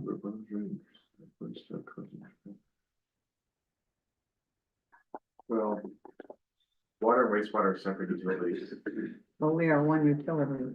For one utility district, we have separate enterprises, so it could go either way. However you feel, we totally do it the other way, I just, it sounded like we needed, because we are a public utility. I don't see it as a public utilities. I see. I mean, There's other board members, wanna, make that, take it out of the plural and put it in the singular? Yeah. If Two, we're public utility, I think we should be consistent. okay, so I'm gonna, propose, let's go ahead. And I'd like to maybe add a sentence at the end talking about, balancing immediate needs with long-term needs, which is in our mission statement. Yeah, that's, we have, can I, before we get to that, I wanna just reread the sentence one more time, Okay. because I think it's missing a word if we change that. Okay. The proposed rate increases are an important step towards ensuring the financial, towards ensuring financially a healthy financially public. healthy public utility. I don't like financially and healthy at the same, in the same, Well, Put you A guys put it before in. financially. a financially and healthy public utility. Can we do that?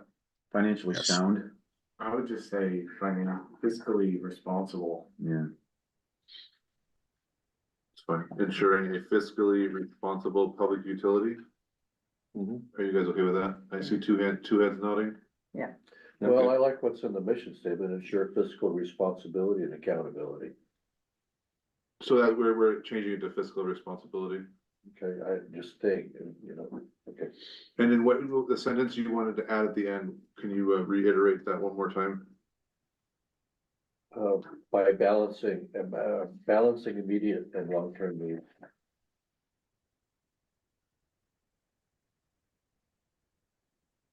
And then this is they don't- Director Saunders here. Oh, go ahead, Robert.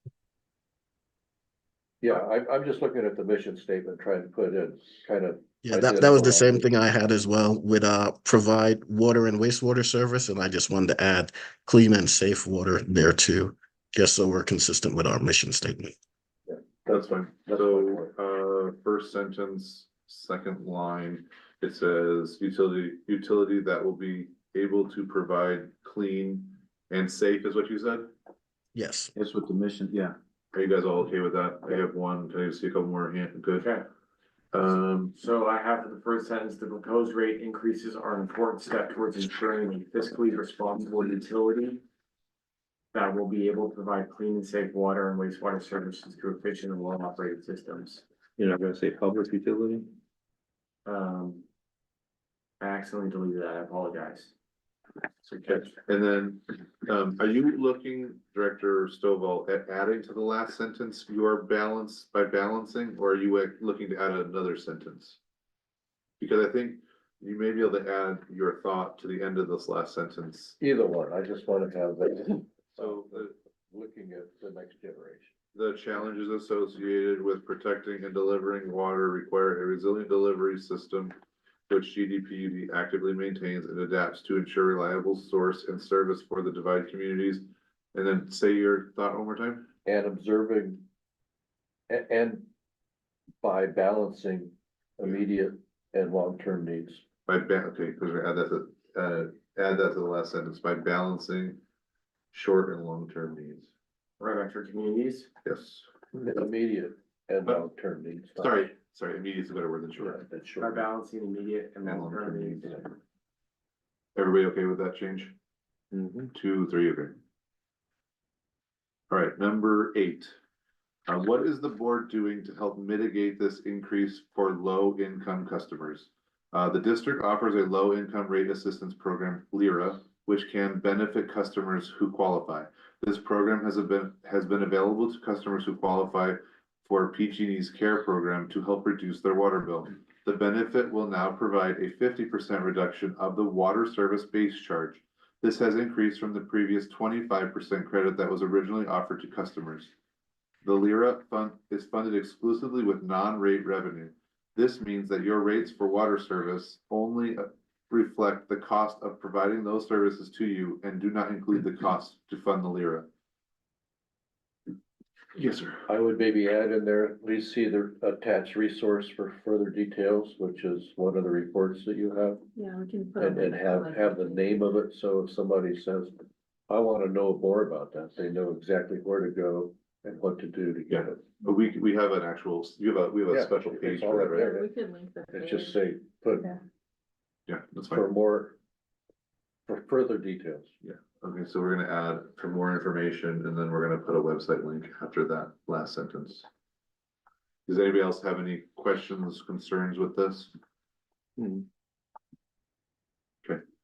Number 9, why are irrigation service costs increasing? GDPUD works diligently to mitigate customer rate impacts. Irrigation rates have not increased since 2019.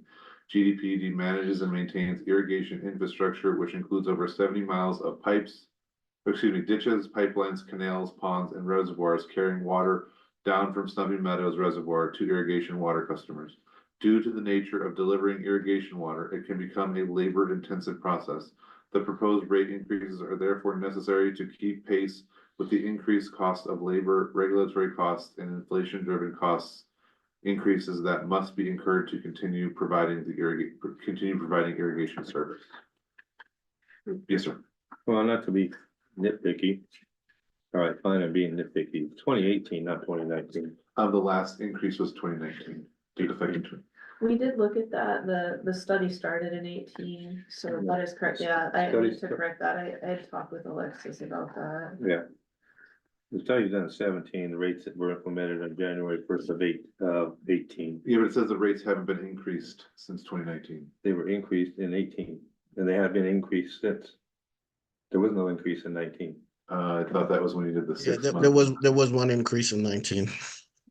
Not for irrigation, No, because we never got to It stopped. irrigation season. not for irrigation. Okay, well, we can just, that's fine, we can change it to 2018. All right, so 2018.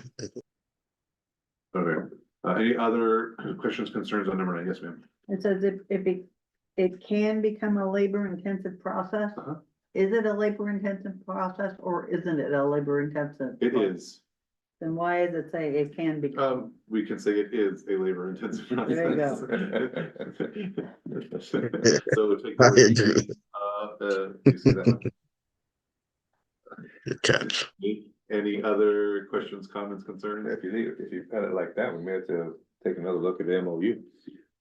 Oh, well, Well, your That's not job a- can be That's hard, not but. really I think that was, that's not really a sentence. Huh? Um, it is. a Due to labor- the nature of delivering water, it is, I would just say, the nature of delivering irrigation water is a labor intensive process. Yeah, that's fine. Okay, I'm gonna move on to number 10, unless there's any other questions on number 9. Seeing none. What is the consequence if proposed rate increases are not approved? The rate increases, oh, that should say are necessary. are necessary to combat the rising costs of maintaining the current level of service for customers and paying for required repairs and improvements to critical infrastructure. Without the proposed increases, the district will face challenges with respect to meeting revenue requirements, infrastructure maintenance, and improvements would lack funding, and the public could see reduced levels of service. Yes, sir. I would take the first two lines out. You don't need that in there. You mean the first sentence? You The whole first, thing, you yeah, the mean? first sentence, yeah, the first sentence. That's fine. I think it's kind of saying it twice. I understand. Yeah. It's the pleasure of the board to remove the Either first. that or sentence. get rid of the last statement, one or the other. Well, because you're answering the question with the last part. What is the consequence if the proposed rate increases are not approved? Then you just start out with, without the proposed increases, the district will face da da da da da. So I don't The think. first one is kind of restating the Yeah, question. the first one's, second one's the first part is why, Yeah. answers why, the second part answers what. I have one, are you okay with removing Yeah, it? yeah. Anybody else okay with removing the first sentence? Okay, we have three. So see the first sentence out. Yeah, Okay, I mean, I think the public would see reduced levels of service, not could. I mean, there's no way you're gonna maintain your debt service will, requirements. how about will see reduced levels of service? The last sentence, and the I public. would say it's a will- would. I would say it's a would. Okay, It's a would, cause it's Yeah. potential. Yeah. You have to cut service to meet your, okay. Number 11, how can I support the proposed rate adjustments? No action is necessary if you wish to oppose, oh wait. Wait, You that's do not- not wish to oppose. You, Oh, you forgot sorry. do not. I'm reading it incorrectly in my head. I'm so sorry. I had to, let me start over. No action is necessary if you do not wish to oppose the proposed rate adjustments. By not submitting a protest form, you are in effect not objecting to the rate adjustments. You may also attend the public hearing on December 12th, 2024 to show your support or send public comments to be read into the record. are we gonna be reading public comments into the record at that meeting? Do we ever read public comments into the record at board meetings? So I don't think we should No. change just for this. Is it- It'll be part of the record. Or and can it's send part of the public record. comments for the record. Yeah, There could be quite a few. So you want to change that for the record? So is there anybody who wants to change anything on number 11? Yeah, I think that, I'd like to see this rephrased where it says, you are in effect not objecting, change that to accepting the rate adjustments. You are in effect, accepting the rate adjustments? Is Right. everybody okay with that? Yes, that's a good point. I have two. Are you, John, was that a hand raise? Okay, that's No, three. I was going with, no action is necessary if you agree to the proposed rate adjustments. No action is necessary if you, say it one more time? If you agree to the proposed rate adjustments? Yes, Okay, get rid of the no The and double not. negatives. yeah, that's fine. can we pull up the 218, where is it? Oh, this right here. Can I look at something real quick I struggle with this language for the 218 notice as well. Just give me 1 second, I apologize. Time to, I just wanna get rid of all the ends. All the ends? Oh, yeah, well, it reads funny. No, not, triple negatives, double negatives. What I put in the 218 notice, and I wanna see if this, cause I understand the concern, but even people that don't object, they could still challenge the 218 rates later in court, so they're not necessarily they aren't. they're not in So what agreement. I put in the 218 notice, if this satisfies the board, is in other words, failure to submit a written protest has the same effect of accepting the rate proposal for purposes of the public hearing. Mhm. Is that okay? I think we need to go with the legal advice on this. That's a little more nuanced, but I still Yeah. think it's what you're trying to accomplish there. Mhm. You want them to know. Yeah. Your failure to do something has consequences, Mhm. We have consensus? Yes, but I also don't want someone to argue is. You said I couldn't do anything if I didn't object. No, that's not what we said here. We just said for purposes of the public hearing. Right? Yeah, you have consensus. You weigh in, Mike? He's shaking, but yes. Yeah, that's fine. Okay, so, I'll let you adjust that when I read the next one. Is that cool? Yes. Okay, number 12, why am I just hearing about this? The district has held several board workshops, committee workshops, and town halls throughout the district to discuss this cost of service analysis and rate setting. Staff and the board have tried very hard to outreach and engage all GDPUD customers. Here are the meetings GDPUD has held to discuss this. They can be found on the district website or the district YouTube channel. And there's 2 different links there. And then I also included all of the different dates and what, when, where, and what was discussed at those different dates. Does anybody have any questions or concerns? Is there a better word to use other than tried? Because we worked very hard, or? Can we get rid of that sentence altogether? We don't have to plead our case that we went out and did all this extra work. Here's the list. Well, Here is a list of what we did, fact. so maybe not, why am I just hearing about this? Maybe the question is, what outreach have you done to date? So positive Or question. outreach. Yeah, what outreach we have done. Outreach today. and engagement, yeah. What outreach engagement have you And done? then it gets rid of some of this where we're justifying how much work that was accomplished. Here is what was done, fact, Yeah. not, Yeah. I don't know. This question would be one that the customer would be asking. You could see that. Why am I just hearing about this? You know, so that would be what they would be looking for, but they make a good point that, We can say it more diplomatically. Yeah, cause this sounds kind of sarcastic. Yep. Yeah, Definitely not the goal. Well, it'd be my goal for, I think it comes What? across, that's how I roll. I think it comes across that way for sure. You could roll that way. Yeah, I mean, I think it can be read that way. So are we just taking that sentence out then? Is that what the, I think we're taking the question, replacing the question. okay, so what are we changing it to then? Did you have a, What outreach has been Outreach and engagement. engagement to date, and then taking out the staff have tried? right. Hold on. Say that again? What outreach? What outreach and engagement has occurred to date? Question mark, is the heading of the Yeah. question. I wrote what outreach and engagement has been done to date. Is that okay? And then what's this thing you want to change in the paragraph? Take the out staff and the board have tried very hard to outreach and engage all GDU customers and delete that sentence. Eliminate that sentence.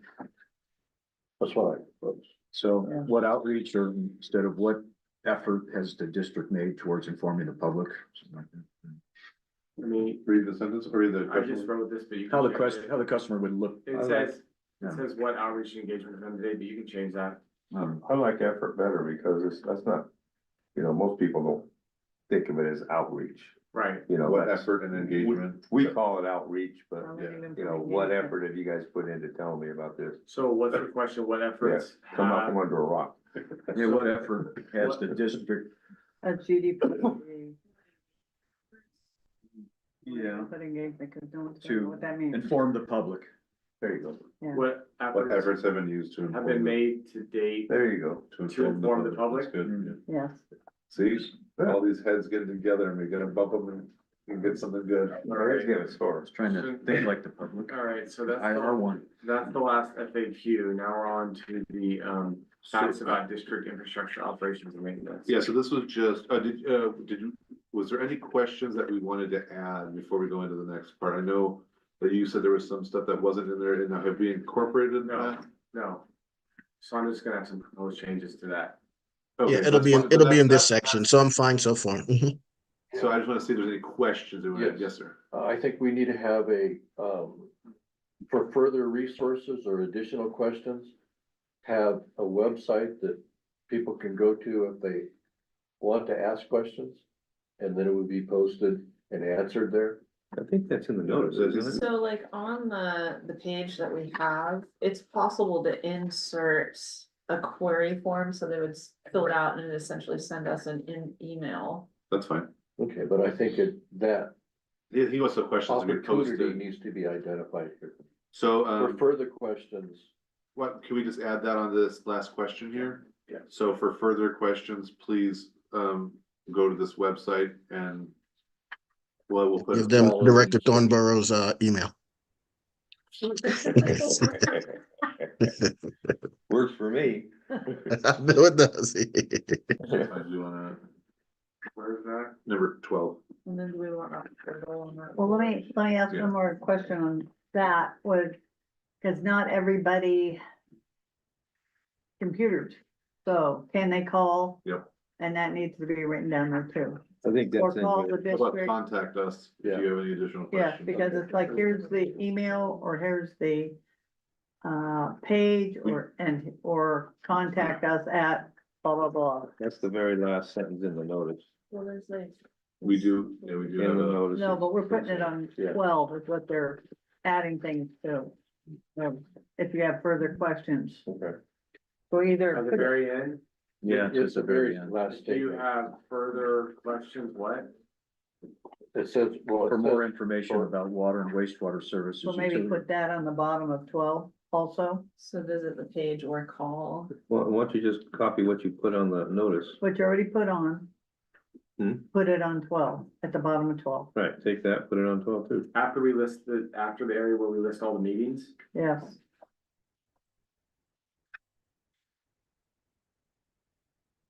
Do you want that?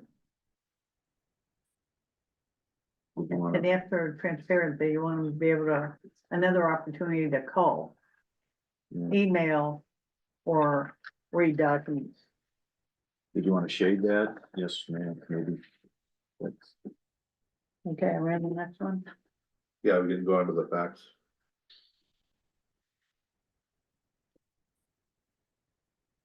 Does district go away and GDPUD go in Sure, yeah, we can, that's, we for definitely, take that. consistency? Yeah, facts about GDP. I got a question about this 19 million. What in the world is that? Current and immediate cost, $19 million. That's what the Castle study says we need to do over a time period of, how much is the total amount of work that needs to be done. But you have current and immediate, that, you know, that implies this is something we need this $19 million right now. That's- Okay. That's the way I take that. This is all the information that went into the rate analysis and we adjusted it as a board, so I think it's just providing what was in the Castle study. And I guess what I'm asking is, what is the language in the Castle study? Is it current and immediate or current and long-term costs? Is Adam on mine? Well, you have It's all this- all in that table. Yeah, short term, is that 19 Let me- million let me- total of these? Of all those, okay, all of yeah, these? I understand, okay. Let me grab Adam and, oh, There he is. can we ask you a question? Yeah. I was. Yeah, Ah, Yeah, so that table is directly out of the Castle study, and that's when we presented the report. That's the summary tables in the staff report. And that's.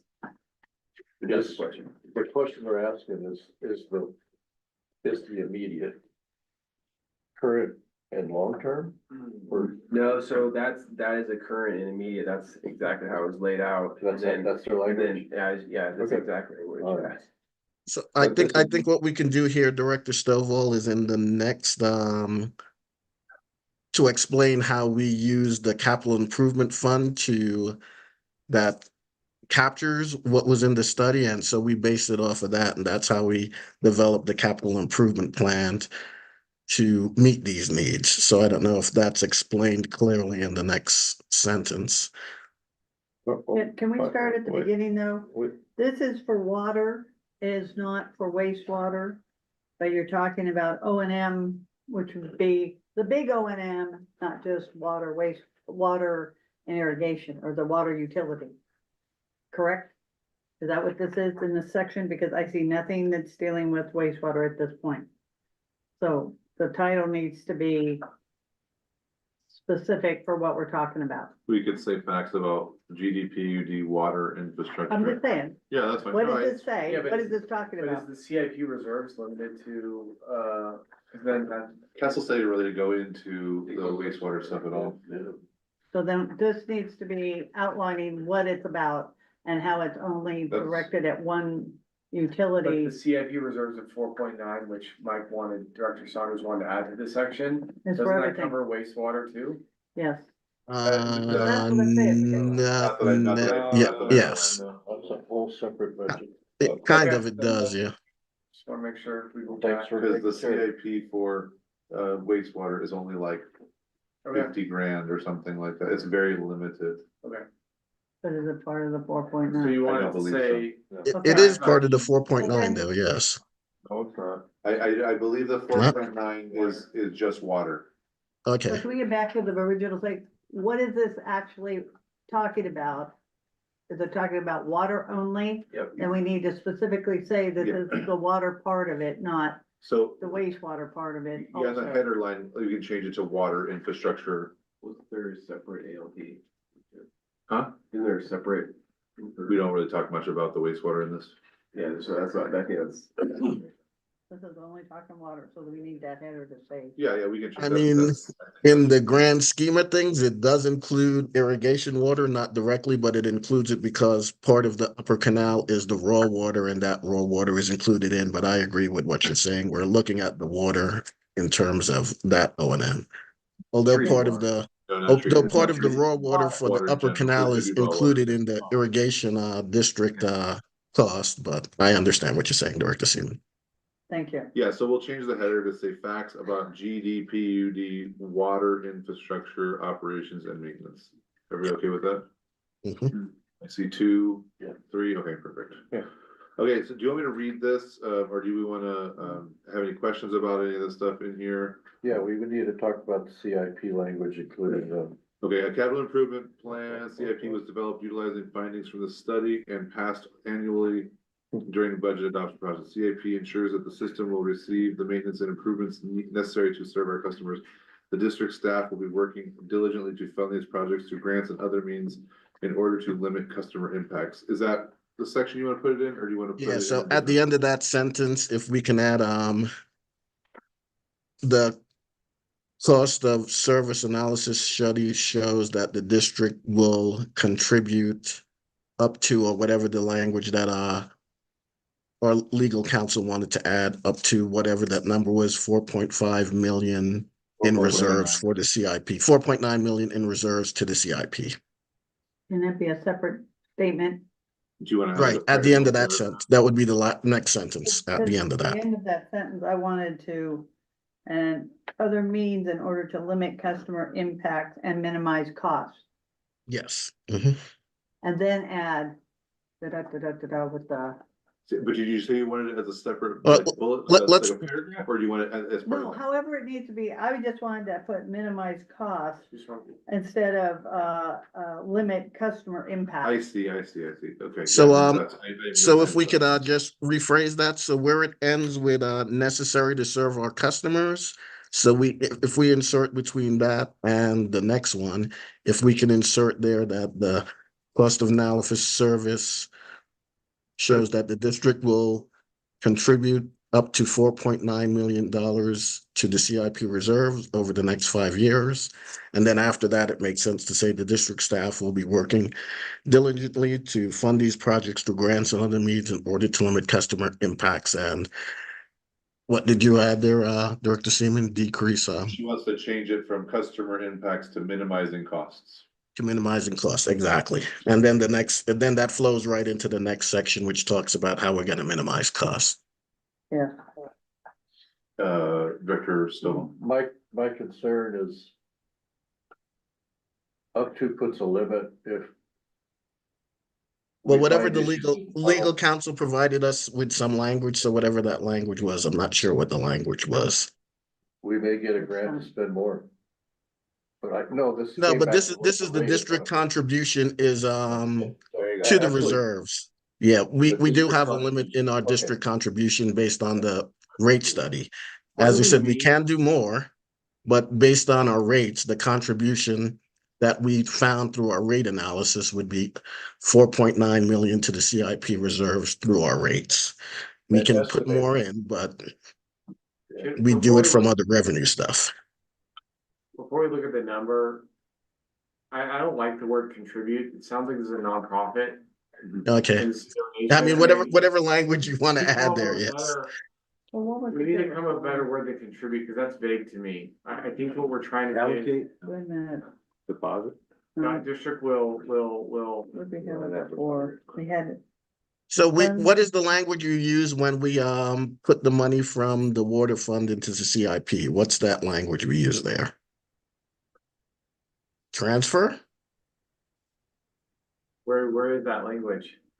No, well, it was transfer, but I don't think that applies. Yeah, that doesn't apply here. Yeah. Budget maybe? Okay. We'll looks like- budget okay. 4.9 million towards CIP? Is budget better? Thesaurus I contribute. think allocate's probably the best word for that. Okay, so What do you mean allocate. Yeah, You're allocate getting this- includes You're getting budgeting this and chunk of transferring. Money, and you're allocating a portion of it to the CIP reserves. Okay, Okay. Allocate. I just Yeah, I think like contribute allocate. Sounds like, All right, it just sounds Yeah, no, I unnecessarily agree. vague. allocate's good. okay, allocate's good, and then Um, we want to capture the fact that, as Director Thornborough said, it's the allocation from these rates were estimated to be approximately 4.9 million over the next 5 years. so if the board wants to go with that approach, you could say the cost of service analysis shows. So, because you're being very clear on what it assumed or projected. The cost of service analysis shows the district is estimated, because that is a projection, it's an estimate. Is estimated, Call it projected then, okay, yeah. is projected, that's fine, to allocate approximately 4.9 million over the next 5 years. Is that sufficient? I think that's accurate. I think it's being very transparent in terms of what the 218 Okay, projects. I'm all right with that. Yep, that sounds good. Is it, do you have a question or are you okay with I'm that? moving on. Oh, Yes. It's like, I'd like to get rid of after. Can we get consistency on that? You replace estimate with what word? I'll just read the whole sentence again. The Yeah. cost of service analysis shows that the district, and Thurlow made a good point, let's just use what 218 says. The cost service analysis shows that the district is projected Projected. to allocate approximately 4.9 million over the next 5 years. Towards the IP CIP reserves. Yes, Okay.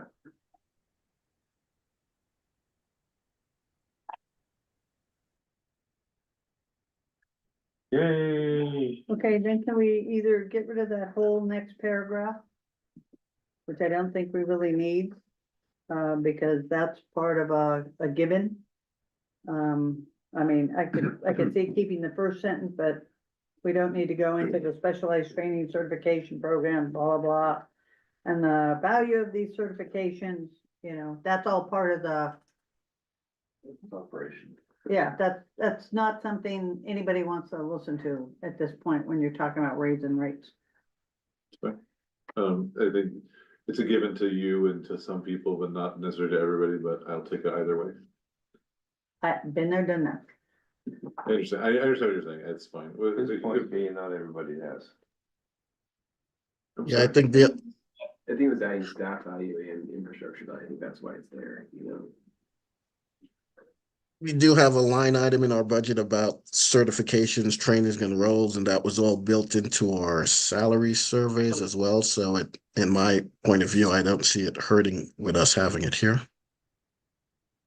We said one to take it out, one to leave it in, Take out. take it out, that's Take two. out. Okay, so The 3, whole paragraph, that whole second No, paragraph. not the whole paragraph. She wanted to keep the first Well, sentence is Either fine. way, if read the first line and see if that's a value.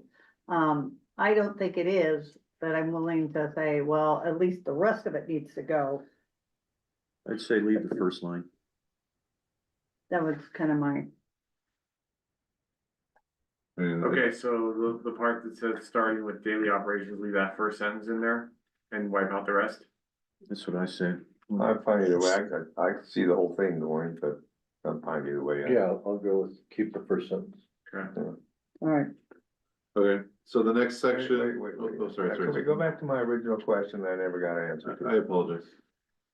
This current and immediate cost, $19 million, Yes. okay? That might be what the castle thing says, but somebody looks at this, like me, even a board member, what the heck is this $19 million? It says current and immediate costs. I mean, Future costs? I would, cause right above it says immediate, short-term and long-term total projected costs we can are remove it. shown in detail in the table below. So I would say current and long-term costs Mhm. as opposed to immediate. Right. It's right above that. We it could says have, that- we could have them, the castle study as a thing, because the castle study clearly explains all the projects that's needed to be done in the district. And then what we did as a board, we took immediate projects that we need to do, because obviously we can't do 19 million. We prioritize the projects we can do over the next 5 years, and that's why we do have the projection we have for the next 5 years. Well, it goes up to, I think if you're gonna put it in here the way it's in there, it needs an explanation. Yeah, it's confusing. It I mean- raises more questions. I mean, we could take that part out, cause the short-term measures, I mean, the other stuff is pretty explanatory. yeah, Of Yeah, where we maybe are. just take out that table. Just the first, the first the spot. first column. Yeah. And just directors- say- Is that legal? I mean, Yeah, yeah, And we're, then, we're saying this reflects the castle report and then we're altering it. yeah, but it's still, but you're not putting the whole castle report in here, so we're just taking a piece out of it. I'm fine, that was just, can you asterisk and reference, do the link to the castle report? Yeah. Yeah, we can, And then if It's they in that wanted same- to have more information, then they could see that report and, yeah, we could put like a footer at the bottom of that graphic if we can. yeah, manage just that. so it can, if someone wanted to know what these numbers came from, where they came from, they could link it right to it. Where we changed it, what specifically changed on that paragraph, They don't like this, that column? yeah. The first The 19 million portion of the column. column. Could I ask a question before we finalize that? That current immediate cost, is that a total of the short, moderate? nope. I did some math and I don't think so. It's close. I did too, and it's not. Okay, okay. Well, it would include everything except for the longer term. So, It doesn't though. No. Each one is separate. Okay, Sorry. okay. so, yeah, we can either remove the column and reference, or leave the column and reference. What would be the pleasure of the board? Leave the column and reference, or remove the column and reference? I would say remove it. Remove it. Remove it, Yeah. remove S3. Remove and the reference. first column. What do you want to reference, Director Saunders? He said to remove. Oh, we paragraph. remove it and reference the castle study, correct? So we will put a footer, like a caption on this graphic that links I directly. was just gonna say this, and then kind of water system reliability insert website. Oh, that's fine.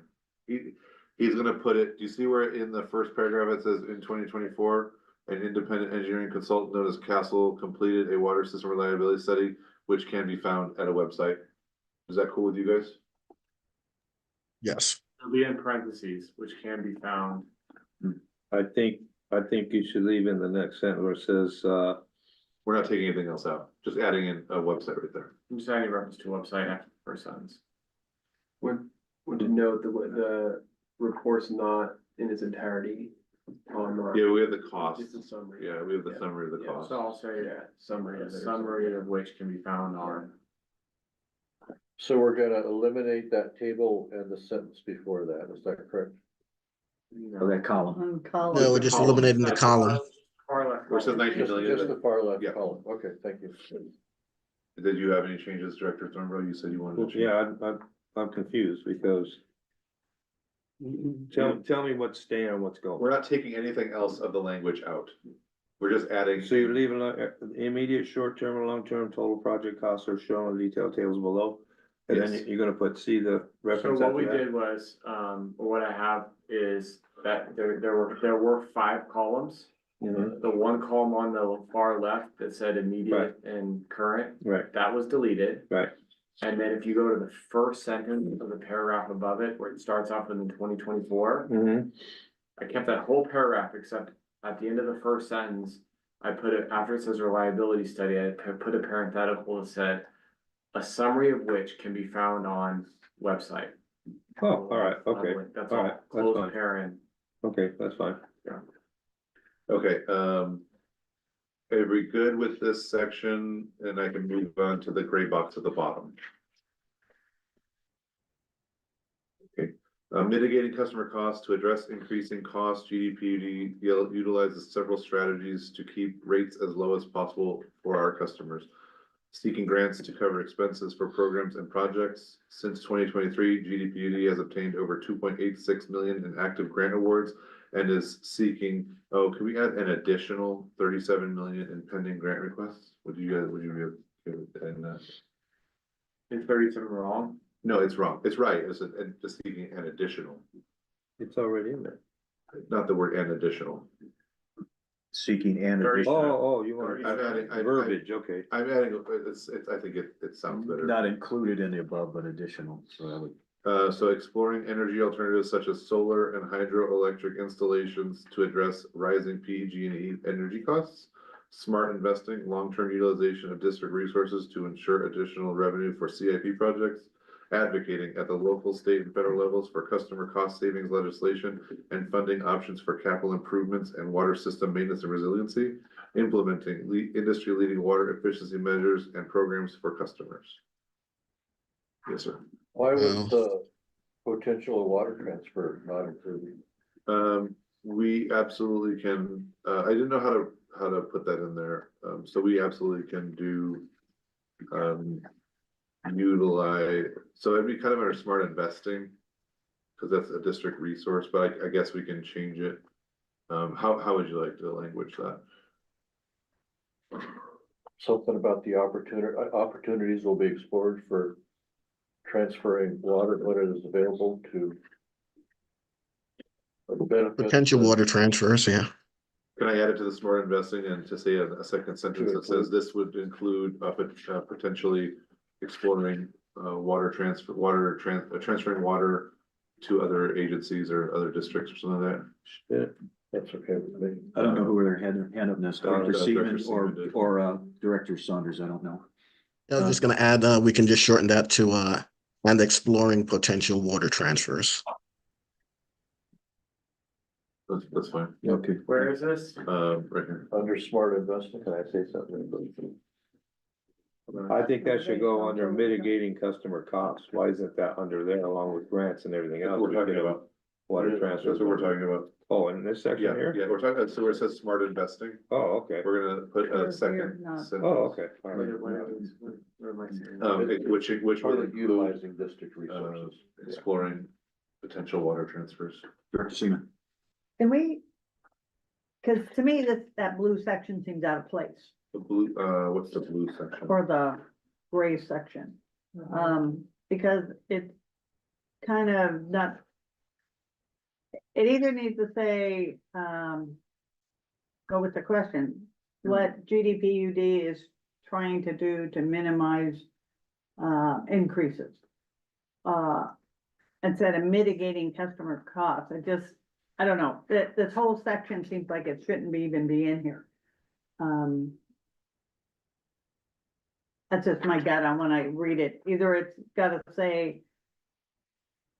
I don't know, it's like we're tooting our horn over something we, are throwing pie in the sky, throwing it up against the wall. Hoping and praying we get something, but it has nothing to do with 218. I think it does. How does that have to do with 218 and increasing costs right now? Right now, What? right now. How it comes into play is No, I'm just, the 218 is a 5-year projection, so from year to year, so I mean, the first year. We won't be able to affect, but years 2, 3, 4, and 5, these are the mitigating costs that can go into stabilizing or reducing the rate, so. Maybe they wanna need to say maybe we something- wanna explain in there that portion that mitigating future costs for the years 2 through 5. I don't know what the best way to express Yeah, that this is. GDPUD. Proposals or projections or. Goals, for the next for the rest of 218, or for the rest of, you know, The 24. 218 through life, 20, yeah. Something, but the way it reads right now, it's like, what is this about? I mean, it's like, you're talking about kind of nothing. Go ahead. Oh, I'm sorry. What I proposed was the cost of service study proposed rate increase does not take into account the potential for increases in revenue from grants, water transfers, potential PG&E litigation settlement, and possible revenues from hydro generation. I think it's important to the public that we as a district and in a board, as we have demonstrated in the past, have sought out other revenue to reduce the rate. And in looking at this, people are saying, oh, I'm gonna get a 20% rate increase in my irrigation.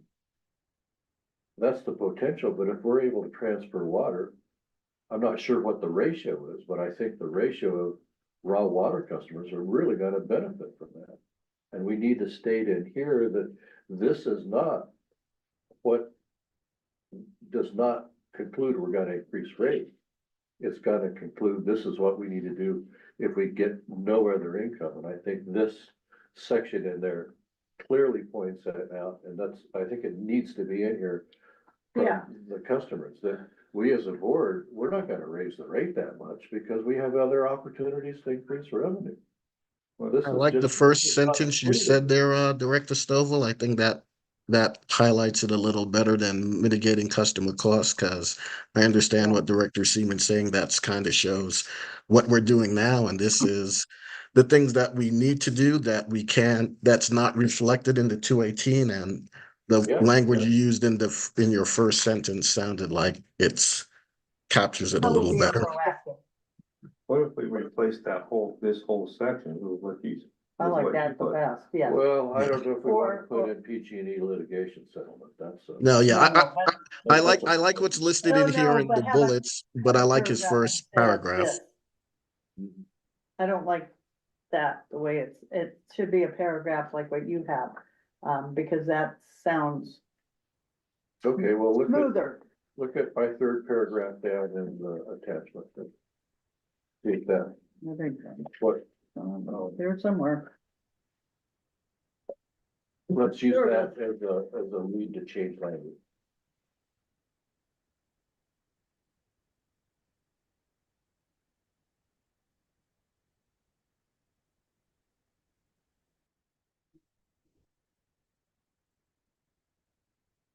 I think, yeah, I think that take that whole paragraph, it needs, something needs to be cleaned up down here in the bottom part. But I would take that paragraph and put that in instead of That big block, this block. yeah. 'Cause that But I block- would like to see that kind of accented somehow, you know? Yeah, Bob, I like that, the last sentence, the potential for increased revenue to replace made to offset, you know, Mhm. because we don't know if it's gonna replace it. It might offset it to some degree or other. Yeah, to Right. offset. Okay, yeah, that's what I'm after. Yeah, I'm throwing out language, and I would refer to Frank if we should even mention PG&E. It doesn't matter. No, I wouldn't put in any litigation stuff. I would take that out. That'd be vague, Well, it does have a potential. well, but it's Yeah, but grants, water that's- transfer, potential revenue, from other sources. All right. Yeah, it's just that. Yeah, I wouldn't put out a closed session information that's not out yet, so. It's really betting on the come, That's what? betting on the come. You gotta bet on something you don't know is gonna be there. But at the same time, it's a potential that may come. That's what I'm. And it has. I know and it has been grants, posted energy numerous times on the alternatives, investing, all of that stuff is closed session litigation. I would not put in there. That's, no. That's what I'm. Closed session. Well, let's do this. Take out the PG&E litigation and put in there investments, Yeah. interest from. Okay. And that's it here, yeah. Smart investing. So I'm confused. Are we talking about wiping out this whole section? That's what we're. Yeah, Replacing it with your third paragraph? with the, That's where we're working from. yeah, So, So we would keep mitigating customer costs to address, and then underneath that first line, just basically put that something like that paragraph. I thought we came up with something besides mitigating. I would get rid of that whole and just put this paragraph at the end. You know, the cost of service proposed rate increase does not take into account potential for increased revenue. So just put that after daily operations, CIP projects, correct, fees, and then make a separate paragraph right after that. Okay. So you, That's the board's pleasure. How about, And use the word offset instead of replace. then I like to increase, at the very least, let's increase the font on that paragraph by 1, The Bob's paragraph, Bob paragraph. sorry, director. Or italicize it. Yes. And to me, it's in the board's authority. It is what we do with this cost of service. Yeah. When people say, oh, you're gonna raise my rate 15%, no. This is information the board is taking into account to make a decision. That's the spin that I like that. wanted to put on this. Yeah.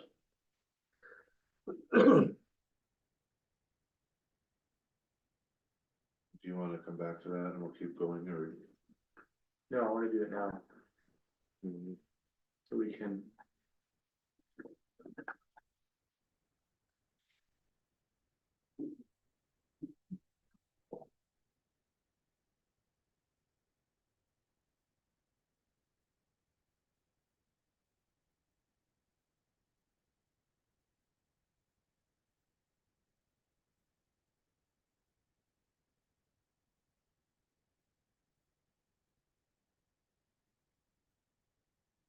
I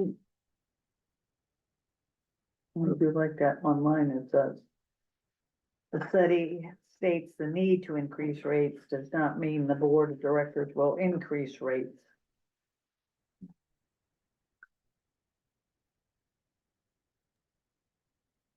I wouldn't.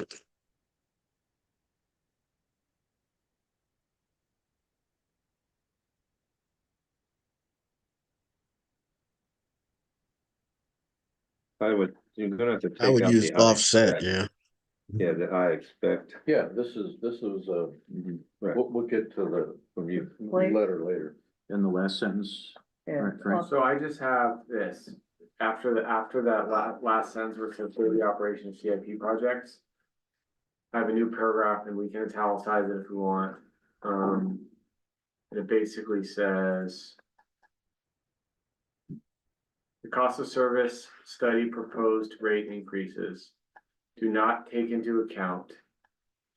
The potential for increased revenue from grants, comma, water transfer sales, comma. Or possible revenue from hydro generation and other sources. I just say other sources. Yeah, other sources. There's other sources. I think you make other sources, I think you should be more No. specific and say, investment, you know, interest from investments.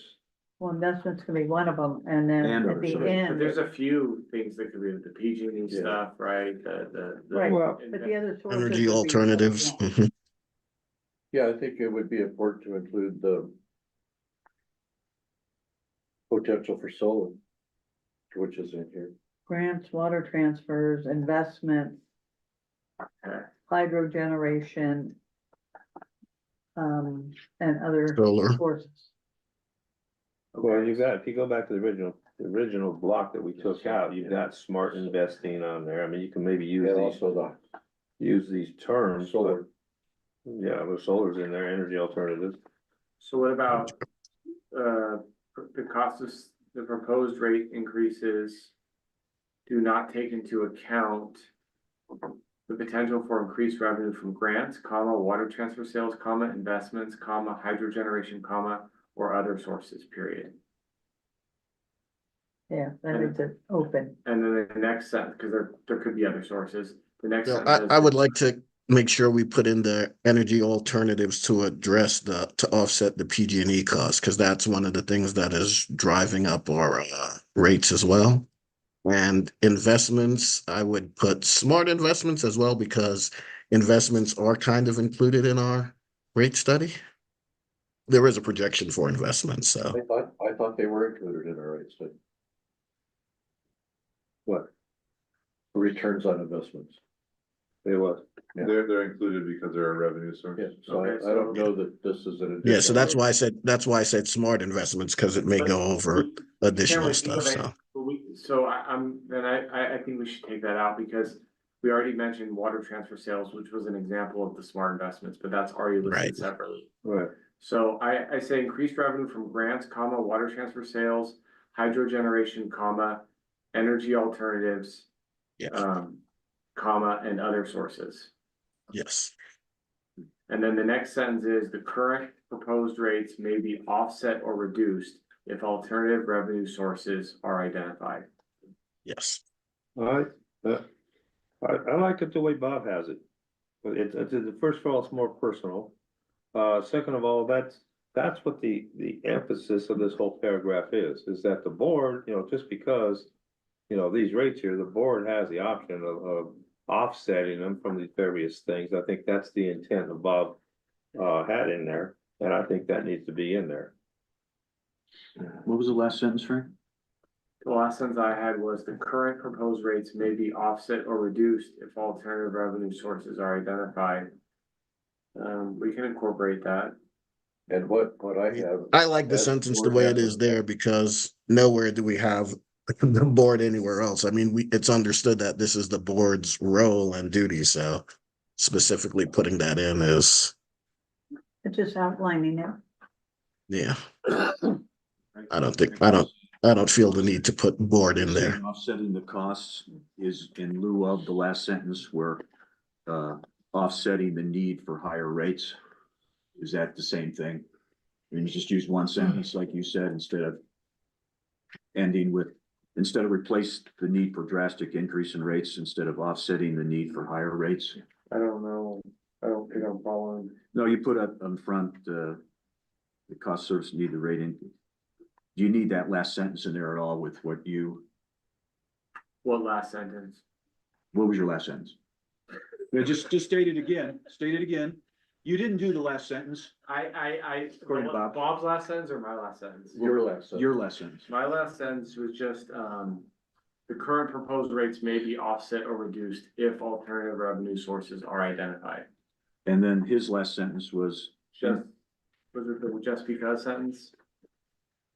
Mike? Yeah, I like the way Bob has it. It's more personal. Just because the cost of service, Right. well, or the cost of service study states a need to raise rates. But it does not mean the board of directors will increase rates. Yeah, maybe we could combine those to say, so replace my version and just after that first sentence where it says the proposed rate increases do not take into account potential for increased revenue from grants, water transfers, hydro generation, energy alternatives, or other sources, right?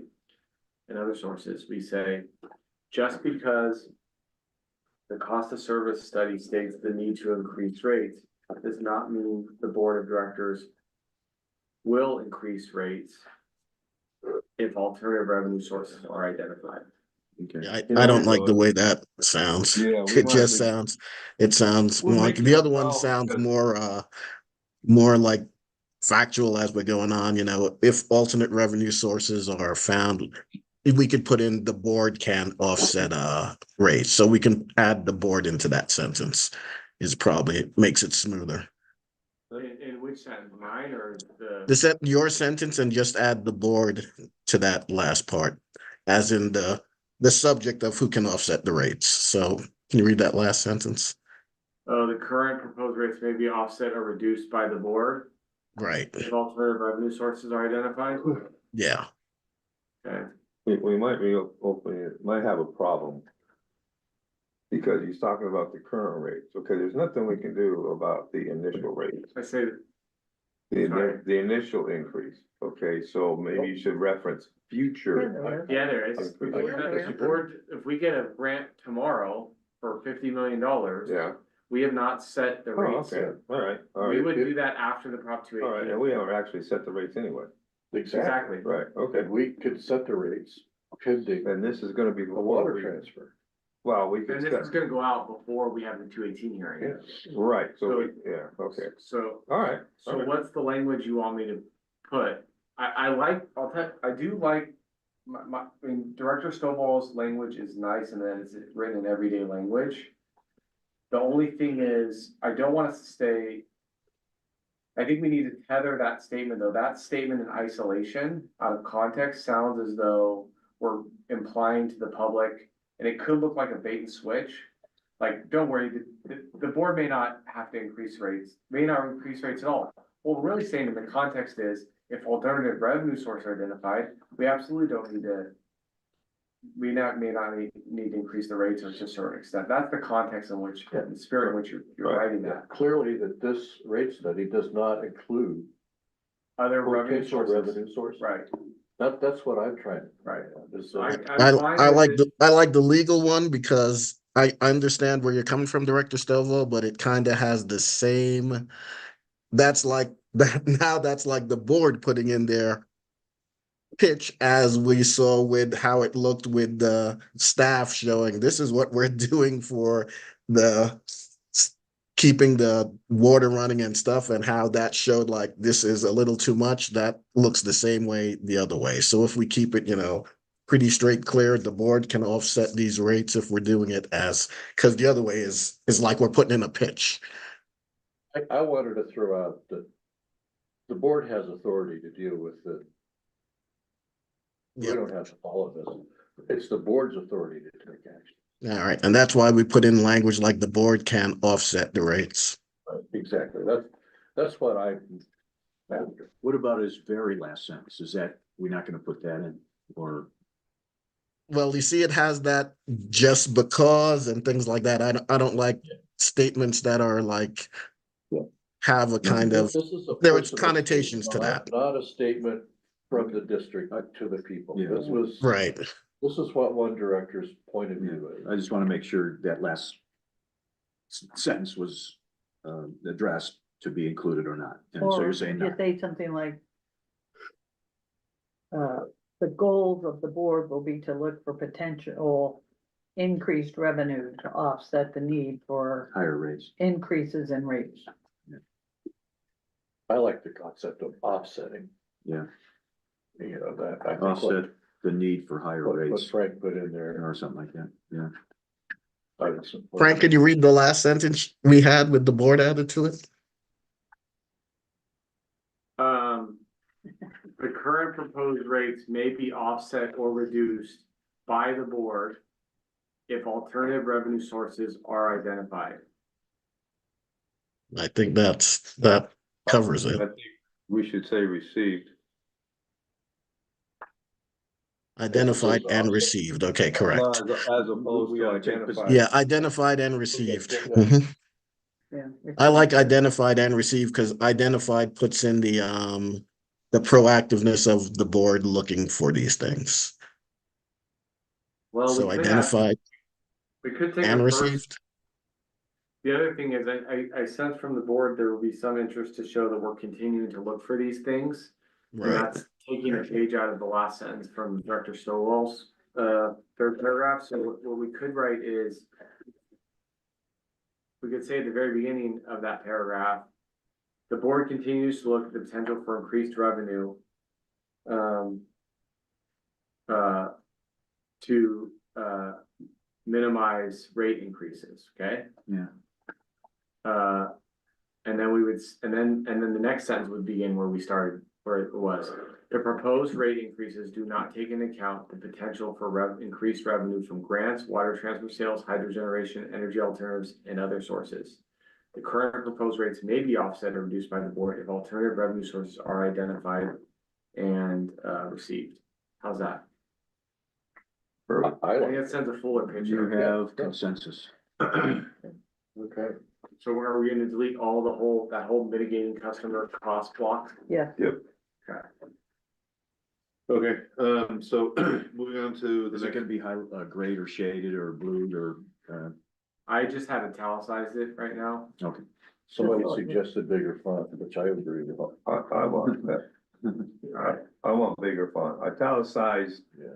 for Maybe me, it's hard to read. exactly, it's harder to read. I like bigger font. You can bold it too if you want. There's a legal Bigger. prohibition against. Well, I thought about bolding, but that would, Italicized or bolding or. Is there? No, I'm joking. Oh, jeez. So one size bigger and bold? It's not 80. Just I don't know just about- don't You want capitalize. bold? Yeah, I think this And then is, one size bigger, so it just stands out a little bit more than the rest of the language. absolutely, this is the board's authority. Okay, I want a telephone. What? you want like a quote almost, you want like, I want to Exactly. italicize it. This is the quote about. we Yeah. can italicize bold This is all- and make it bigger. Are we, Anyway, do we have staff direction on that to incorporate the, Yeah, I think Yeah, I just don't know how to delete anything on this, okay. but yeah. we'll take care of we're gonna have to format this again, cause it's page numbers and where everything falls in the page. I think that addresses everything on here, but does any other board member have additions? Yeah, Well, we're there's not still through two more yet. We have pages. 2 more Oh, pages Oh, to two more go. pages. 2 pages, yeah. Yeah, so the next Sorry, page, sorry, do we not want italicized and we want a little bigger font? one set italicized, one set, and then, so, No italicized. No italicized. so I it's, like you wanna tell? bigger us- font. Sorry, you're, bigger font and bold, we got Alright. consensus on. Okay, so the next page is how will this affect, how will this impact? Just the F and A, Q and A portion, FAQ, any more board input on those? Are we done with the FAQs?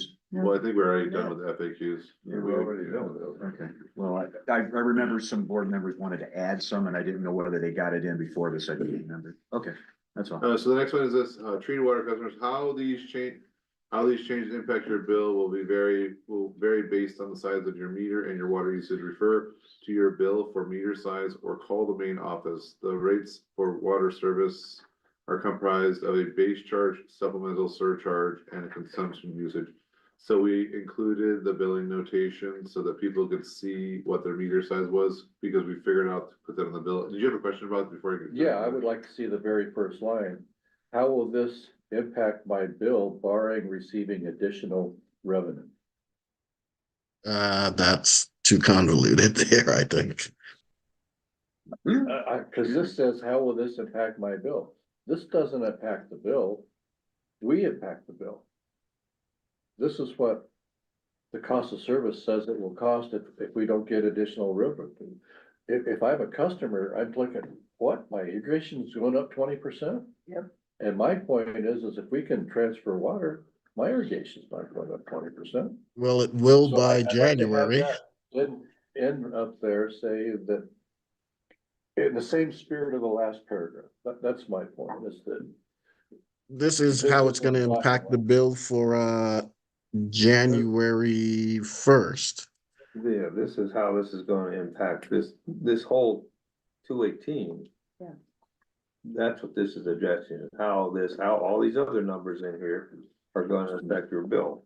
I'd say what affect the bill is what the board chooses to do. I don't know if the board's gonna vote to increase the bill like this. This is only a study. Yeah, but Potential, but I think it's important that you're trying to levy, if you potential don't bill. wanna be too mealy mouthed about it, and I know that's not at all your intent. What I'm saying is though, you wanna be candid about worst case scenario, this is what it'll look like. Okay, I'm saying, you know, Right. without. I think changing this around kind of does affect the transparency portion of it. So we want to be clear and transparent here. This is how it impacts the bill. Now, if something else changes, we will change it and say, this is how it'll impact the bill. But are we gonna sell water between now and January? If we do, we change it. Remember all the stuff that says potential?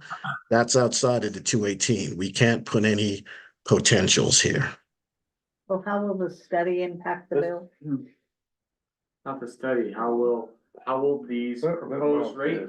Let Bob finish his. Yeah, this, Yeah, the study doesn't necessarily impact the bill. The Correct. study is only a 218 saying this is what it'll cost to provide these services over the next 5 years.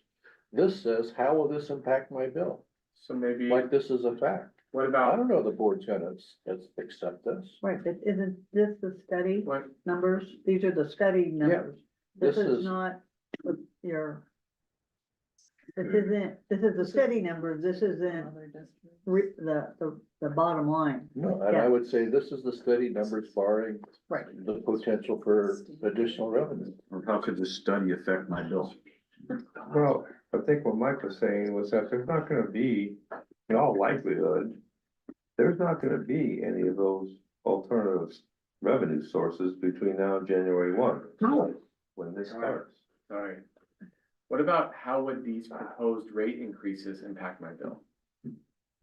Okay, Because that's what we're saying. If these proposed Yeah, rate yeah. increases are adopted, this is how, well, we're not saying that it will happen 100%, but and I'd say, you know, potential, because I think it's the board's liberty to. Do we have consensus on that? I'd Yeah, like to hear the I word. believe we have to be transparent and any potential changes are gonna affect 2025, 26, and not 24, 25. I think potential would be a legal issue. If we say potential. I would say it just seems like we're being a little, Forecasted rating? it just, I would Proposed? say proposed Proposed, rate yeah. increases. We've said in the immediate paragraph before, the current proposed rate increases may be offset or reduced, like it's literally the sentence right before that. So proposed, yeah. But my concern is that somebody looks at the heading on this, maybe have not. We're making this readable, How can this potentially impact my bill? yeah. So the first sentence up there. how can- Mm, I don't Nah, like that.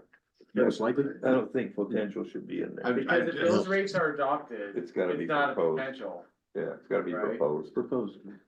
yeah, how will these proposed rates impact my bill? Correct. Yeah, Okay, yeah, I mean, it puts a variable in there that they're proposed, it's not how this will.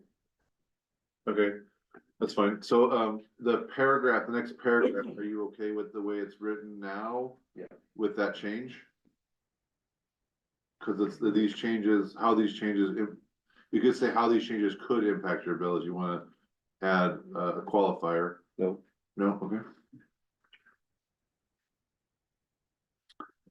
So we really wanted to show the meter sizes that Okay. they'll see on their bill, cause it does say the 5/8, and we're trying to figure out a way to write this in the bill as well. So there will be a little bit of explanation. We can't put the chart like this in there. It has to be languaged. It has to be like, typed out words. So unfortunately, we can't put something super clear like this, so we wanted to put it on here. And then these next two you're charts, talking about the building notification, that little block there? Yeah. Alright, we cannot put that on the bill. We Right. tried. I It get just, it, I get it. so we wrote it out. It's, I get it. but we wanted to make sure that they could see it on here, and then the next chart, obviously, that was in the study. Then we include the raw water, service as well. Do we have any changes or questions about these two charts being here? Yes, sir. I just Oh, have one Director question. Saunders. We don't have the zone numbers on here. That is correct. It says water, treated water customer bills. But are we gonna put the zone into the FAQ as well? Or- Yeah, because We can't. the page before is all water and this is all water, so we have nothing on wastewater. We absolutely can add the same charts, for zone, and just say that these are the proposed, I didn't think of that, this same thing is gonna go, this same identical fact sheet and notice is going to ALT. that is correct.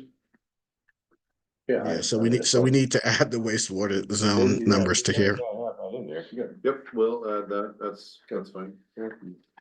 Okay, so the last page is how to participate in the rate setting process.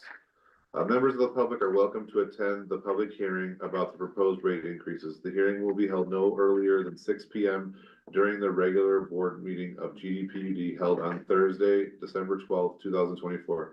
This meeting will be held at a special location, the Cool Community Church, located at 863 Cave Valley Road, Cool, California, with the zip code.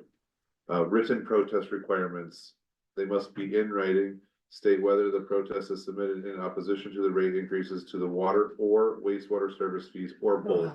Provide the location of the identified parcel by street address, assessor's parcel number, or service account number. Lastly, include the name and signature of the person submitting the written protest. How to submit a protest response. Written protest may be submitted to GDPUD Attention District Secretary. Oh, that's the wrong address. 36425, And who's the district secretary? You don't have that term. me, Aren't you clerk of the board or clerk Uh, of the something? You're not a secretary of the board. that's It's not a actually, real term. Yeah, I would do clerk of the board. okay, I change think that, it says clerk of the board in the notice. that's fine, so we can change that to clerk of the board, that's fine. So by standard mail, it must be received by 12/12. Our mail gets picked up at 11:30 every day. Drop off in person by 12/12 at 12 PM. If we say by 12 PM, It's so hard to edit on this thing. well, Where I don't know where you are. I know. right here. Can we just change it, instead of at 12 PM, to do by 12 It PM? says by, it says, By 12:12 at 12 PM is what was there. I think it should say 12/12 by 12 PM. So get rid of the first 5. And then submit in Dropbox up until 6 PM at Cool Church. So we have a Dropbox that will be put into our lobby right here. We will transfer that as we transfer ourselves down for the board meeting, so we'll leave here at noon to go down to the board meeting at 2 o'clock. So the regular board meeting will be held at the church as well. We'll bring the box with us, and if anybody wants to place their protest notice in the box at the church, they will have that opportunity up until 6 PM, and we're gonna have a independent third party counting these protests. Well, I have a big question about the protest. How, and because this is important. There's gonna be 2 separate protests, Yes, one for the water, one for. How are you gonna tell the difference when somebody sends in a protest? You got somebody living in ALT, they got water and they got wastewater. Yep. Okay, so they send in a protest. They say they only wanna protest one. How do you know when these things come in? If this protest is for this, for wastewater, or this protest is for treated water? that's why it says that these are supposed to protest water or wastewater or both. We put the language right there. It has to be in writing. Where does it say that? Be in writing, state whether the protest is submitted in opposition to the rate increases to the water or wastewater service fees or both. So if I say I protest this, cost of service study, and I don't say if I'm a water. or We're gonna reference wastewater, your parcel number and we're gonna try to determine if you are a water customer, then you are obviously only protesting water. The only place that would come into effect is the ALT Mhm. customers. How do you reach out to so clarify? You clarify I that think- by the person. I mean, Okay, at that point, I think that they're doing both. If you're not specifying, you're doing both. But that's, If there's a tie, then we, I don't know how else that would be. because my languaged. concern is they don't get 2 votes, they get 1 vote for both services. They get 1 vote for each service, not 2 votes. You get 1 vote for water and 1 vote for wastewater. So if they vote not identifying, which, how do we deal with that if they are a zone customer? That's my concern. So I don't have a great answer for you, and that's, Neither do I. so what we would do, so the 218 notice did say they had to specify. it says on here that it's It specified. says on here they have to specify, so hopefully So they have to specify. they have to specify. So what I would say is this, if, as a practical matter, if we have, you count all the stuff that's clear, right? And you know you're gonna know exactly what majority threshold you get. So what you would do is you would have to, if we count all the clear, let's say there, 10 votes where it's unclear, but it's not, and either for the water or the wastewater, it's not close to the majority, then it would be immaterial. Yeah, Right? exactly. So what I would say is we will analyze that and evaluate that as necessary when we need to. hopefully the information from this 218 and the issue of this it'll be very clear that they have to mark which one. Okay, That's what I was and saying. if we need more Yeah, time to evaluate that, we can continue the hearing, that sort of thing to count it if we have That's to. what I was saying, if there was a tie. 1 second, Director Saunders. Yeah. Director Saunders, go ahead. Oh, Oh, you wanted to wait? I just wanna, we also, will be having, Luke be in the building, so if there's any legal questions that may come up that regard the 218, he can maybe make a, He'd be able to advise on the spot on that. yeah, so we invited him to be at the meeting, cause I feel like it's important for him to be in the room and not on a camera. But to confirm what you just said, if it's immaterial, if, say 20, if we receive 25%, then there's no reason to clarify because we're not gonna get more than 25%. Okay, that answers my concern. If it's so close, then we need to So check you're the hanging talking cans. a lot less Yeah. number on the wastewater. Yeah, As far as that's how the many- thing I wanted to get through here, so, Director Saunders, yeah. so the wastewater is a different threshold, so I would like where we have that first, sentence, state whether the protest is submitted in opposition specifically to the rate increase in water or wastewater. Cause adding That's what both, it says.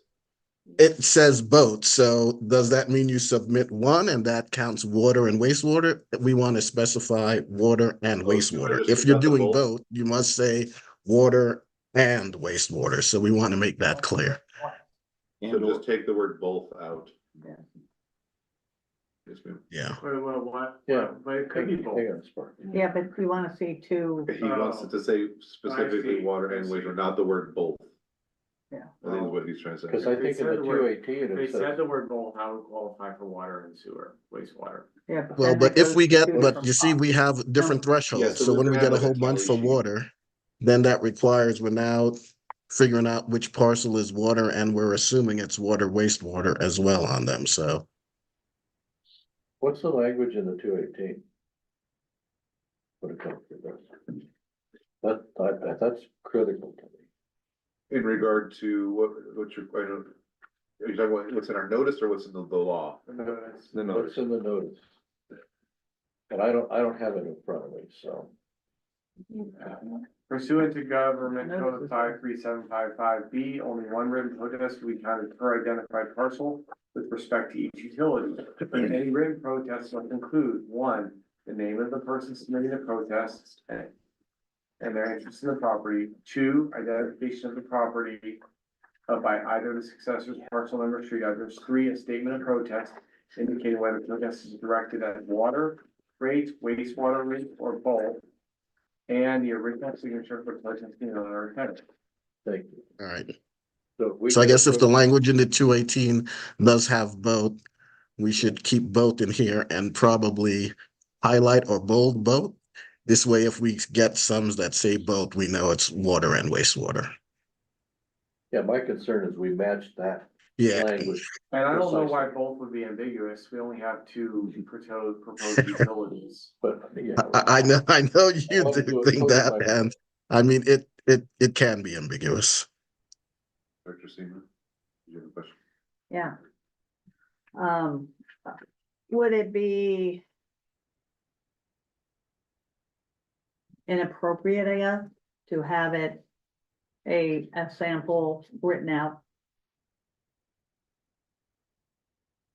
name of customer, address, parcel number, billing number, think. Yeah, if you're not gonna do the cards, do that. That's a good idea.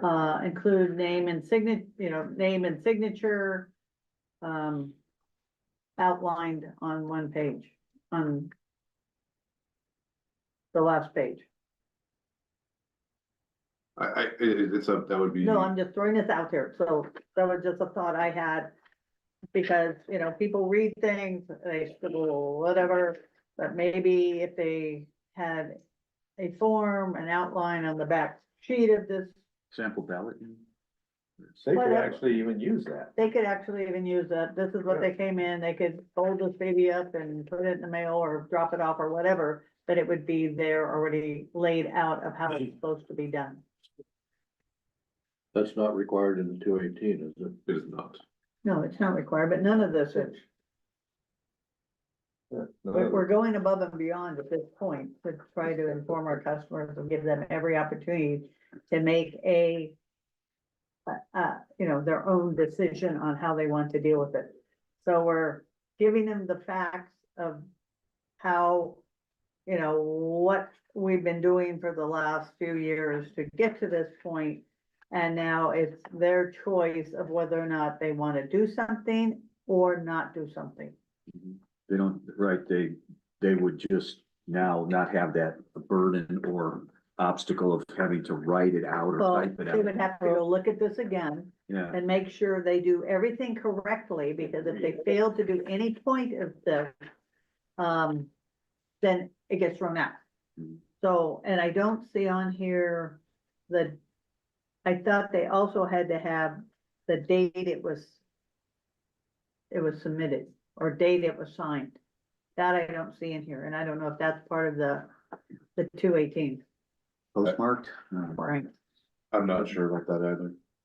Does it have to have a date on it, signed and dated? On the protest? Yeah, No, No, it just needs to be submitted before the hearing or at Okay. the hearing. so anyway, that's my. I have a proposal, is you actually point of have order a here. sheet. Oh, yeah, go ahead. Can I ask for a 15-minute recess? We are now like 2.5 hours over our expected time, and No, 'cause I gotta leave. I'm being kicked out of my room now, so I gotta get out of the hotel room. So if there's time for me to just move my stuff and then I could get back on. So if we could have a 15-minute recess. Sure. 60 minutes? 15. Okay, I'm probably gonna leave. Well, that's All right. it's now 12:55 PM. We're, So, Well, that's the last time you can. Well, it'd ready be for nice to recess finish. for Can we finish 15 it? minutes-ish. All right, well, we can We finish. didn't I'm in a finish hotel the- room, so what I'm I being kicked proposed. out, but okay. What do we do with Director Saunders if she like to finish and she has to leave? You're the chair. All right, let's finish. If she's time sensitive, let's keep going then. Yeah, just what I Okay. proposed got Okay. dead in the water, so can we finish it or not Sure, finish sure, it? sure. Sure, go ahead. I wanted cards, and that satisfies what I wanted as far as I have something to do. I think it's a great idea. We had that complaint last time where a lot of people were saying, why didn't you provide us something to fill out and do? So I think That's that's two, that one, that's like a thing on the back. Is there anybody else who wants to include that? No, I wanted that too last time. Okay, so that's three. We got. I agree, we can yeah. An include- example of what their written protest would say. Are you looking for a form that they can fill out? just do it, they can fill it out. That's fine. Yeah. A written protest form, Huh? a written protest form, Yeah, Yes. just put it on the back page of, We can include like a all little the, card or whatever. well, you can just There print you it go. out, or you can just print it out on this. Okay, got it. They So cut it's- it out on that. And or they can whatever. do whatever, Okay. fold it up, put it in an envelope, drop it Okay, off, whatever Could they you want even to do. put boxes that they could check for wastewater or irrigation water if you wanted to do Yeah, that? absolutely. You know, make it Water, as easy as wastewater, possible. Not yes. irrigation water. Water and Just wastewater. Right. What'd you say, Director Yes. Saunders? Yes, I agree. Sorry, Water Lord. and wastewater, I was just saying, So we yes. have consensus on that. okay, so this last paragraph is really important. Written protest. Maybe I wanna see that card though, before we, Well, it's gonna be printed on here, so it's just gonna be like a I wanna thing. see it, I wanna see it. Go ahead, Director Saunders. Before it goes out, is what Of I'm course. saying. Yeah, yeah. Okay. Written protests may also be submitted during the public hearing. See time, date, and location above. All written protests must be received by GDPD prior to the conclusion of the public input portion of the public hearing and can be delivered in person at the front desk of the district's main office or placed in the drop box. Please identify in the front of the envelope for any protest, whether mailed or submitted in person, that the enclosed protest is for the public hearing on proposed rate increases. Mailed protests must be received by the board secretary by, oh, that's right, we gotta get, there's an on there, sorry, by December 12th, 2024, to be counted for purposes of the protest.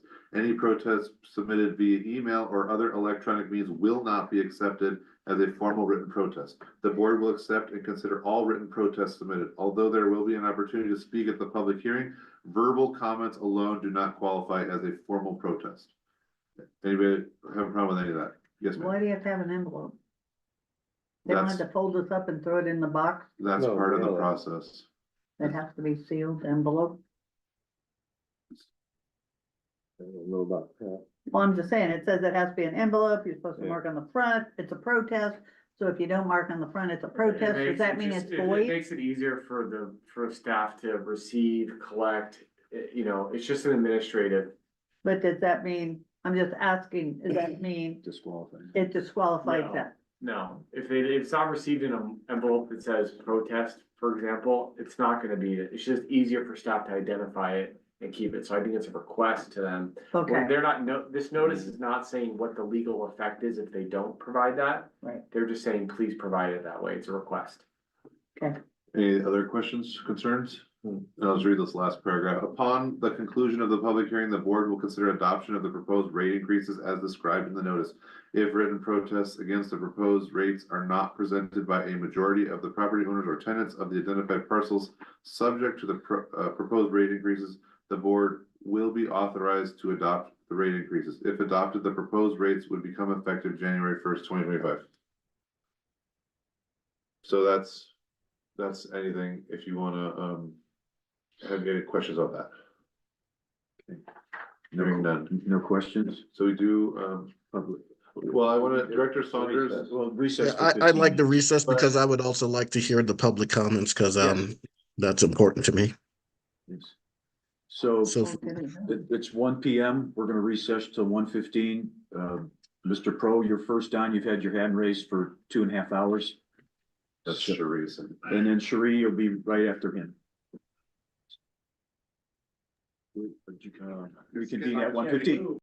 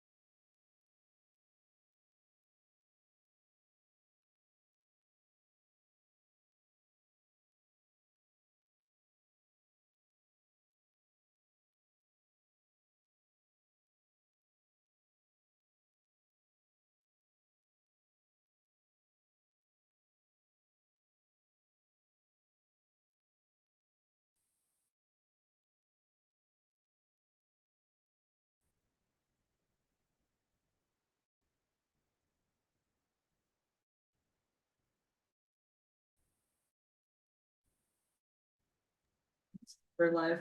It's 1:17 PM and returning back from recess, and Director Seaman had to leave for a previous engagement. But we'll start off now with public comment. Leading off will be Mr. Pro. You have the floor, sir. You may begin. Thank you very much. First, I would like to bring to the attention that nowhere on the agenda is there any mention of the public going to have any input whatsoever into this discussion during this meeting, which I think is a violation of the Brown Act. And I think is a violation to the district ratepayers by not having that included, that it more or less says, you don't have anything to say about this, so why should we even listen to you guys? I would also suggest that the conditions of the settlement agreement between the Georgetown Divide Taxpayers Association, Stephen Pro, et al., that be included as a portion of this frequently asked questions and the ramifications of it. The issues that the board has discussed today have been raised in a helter-skelter manner, to put it mildly. It's apparent to me, in my humble opinions, that the board members have not read many of the documents in total, to put it mildly, and are just winging questions. I think that the district needs to proceed with a forensic audit of all the district's activities. This will include every activity since 2017 at least. When the district does this, then the district will have accurate numbers as to what's happening. Right now, it's all suppositions, maybes, and could-haves. The district, in its transparency, is doing everything, in my humble opinion, to say, we're not going to tell the ratepayers what's really happening. Your last meeting was very enlightening in that it said, we're making it so the public can't understand what we're doing. And now you're coming forward at this meeting without any notice to the public that they can even comment or what they can even comment on, because I'm not sure to this point that it needs to have adequate time to respond to whatever it is that you guys are going to give them comment to, hypothetically. My suggestion is to the board members and to staff is that the district proceed immediately to bring forth a general plan that you could all base your actions on in the future instead of this helter-skelter that you've been doing. The general plan will give guidance to staff and to the board as to what, when, and where the monies will be spent. Thank you very much. Thank you, Mr. Pro, for your input. Thank you very much. Next, Cherie, you're on deck. Please proceed, please. Okay, I want to go to page 5. How will this impact my bill? Shouldn't the first graph have 5/8 and 3/4 meters? Because aren't they charged the same? You notate 3/4 up in the right-hand corner, but not in the chart. All we're showing is how it was notated on your bill and what code to look for, so you know on your bill what it is. I think she's talking about Right, but a 5/8 meter and a 3/4 are the same charge, correct? That is correct. Okay, well, I think it should have 3/4 on that chart. Okay, and then why is there no large meters on this chart? Size, They're space missing. on the, I'm sorry? Go ahead. It was just a space on the document. We can include. Okay, well. the bigger. All right, now over to page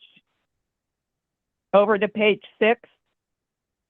In the dark box, the one on the end should submit in Dropbox up until 6 p.m. at Cole Church. It's at the end of the meeting. It has to be submitted. Because the paragraph in that doesn't coordinate. Just putting it into the Dropbox is all we're referencing there, but it's referenced in other areas that can be handed to a staff member. Right, but it says up until 6 p.m. at Cool Church. They can, if the meeting goes an hour, they can go to the end of the meeting before you close it. Not the meeting, into the public hearing. In the public hearing, during the public hearing. It should be through the public hearing. So That's it's the just, reason for a public hearing. they will not be dropping it in the Dropbox at that point, is what we're trying to state. Because if Well, you read, then that then that should change right there. But I'm looking at it as a customer. I'm not looking at it as anything else. Okay, and then the board secretary has a wording, the same wording is in the paragraph, so that needs to change also in the paragraph to board clerk or whatever you're calling it. And then when will the protest actually be counted? Before the end of the meeting and before you vote? we'll be having a third-party independent group counting while they're at the church, and anybody who wants to submit during that process will also be included. We'll have a preliminary count at the church. Okay. And then what do every resident of ALT, does every one of them, this might be for Mitch, what, do they all have district water or some of them on wells? Everybody's on district water. Everybody, nobody has a well. Correct. Okay. Because I think there's going to be a confusion with the, and what if somebody only wants to protest the wastewater but not the water? And I'm an ALT customer. That's why it says you're supposed to denote whether you're protesting water or wastewater. Okay, so you're going to make a form, so maybe have a box and then put wastewater ALT only? Yes, that's already been given direction to staff. Okay, and let's see. But I still think you need to change that wording in that dark box there. Yes. And then the one, the middle one should say by 12/12 at 12 p.m. Okay. And by, okay, and the mail one should have an hour on it. Must be received by what, 11:45, or what's the time you said that you were going to pick them up? We pick up the mail between 11:30 and 12 every day. Okay, so maybe that time might be put on there, possibly, Go to the post office.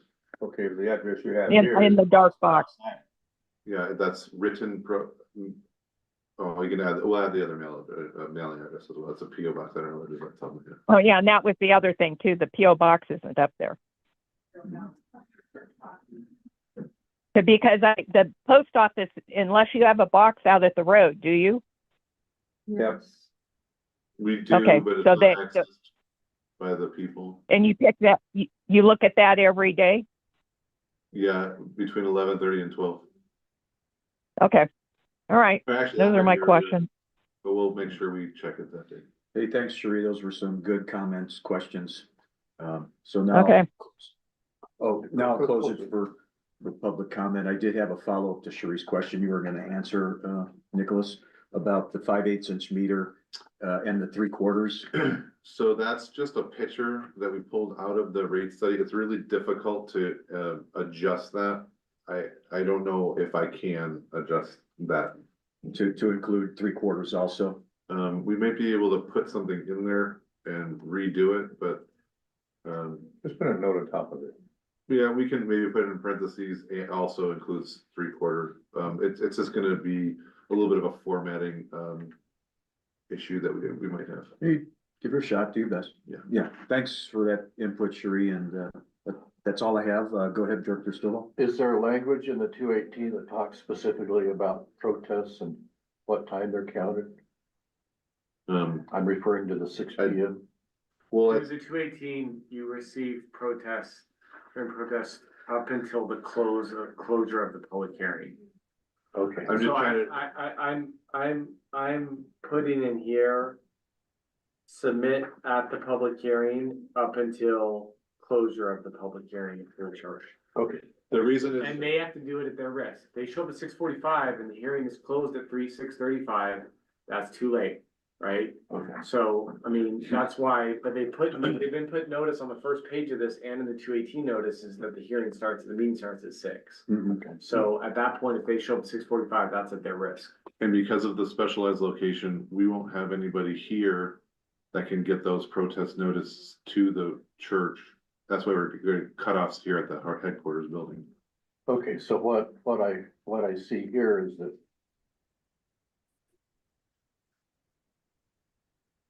submit at the Dropbox up until 6 p.m. And what you're saying, up until the end of the meeting.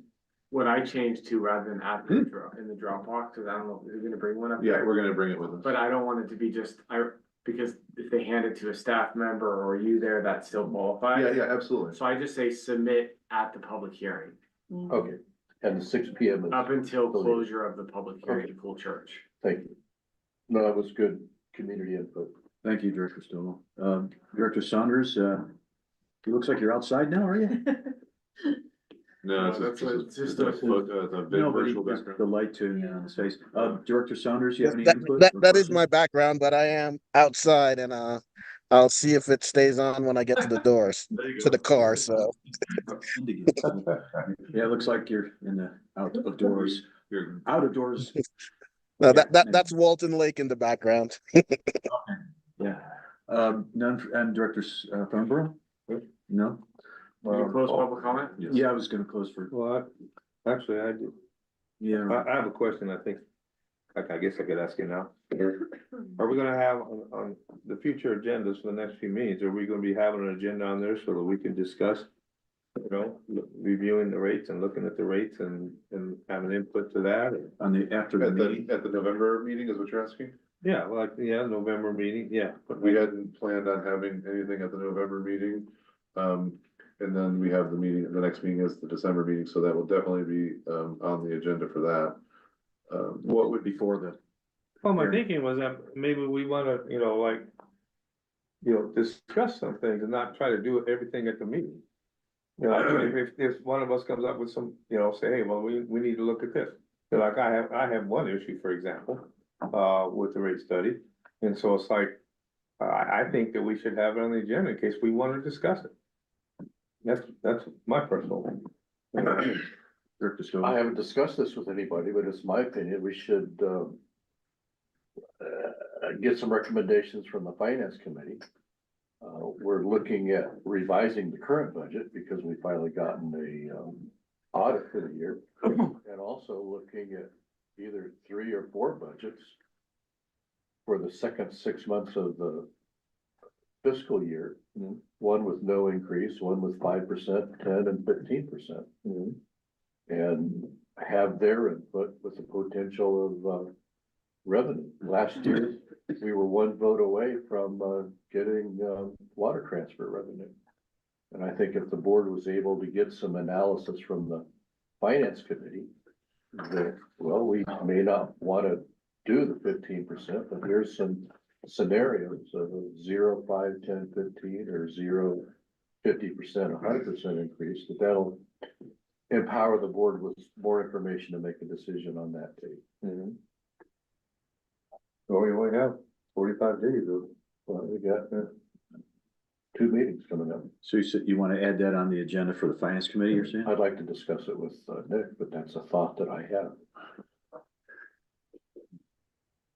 But, I mean, we can discuss that, it's fine. We are looking at the year-end budget. Year-end numbers, fiscal numbers, and then we can compare those to the budgets that are already there. So that is definitely something that is already being included in the finance committee agenda.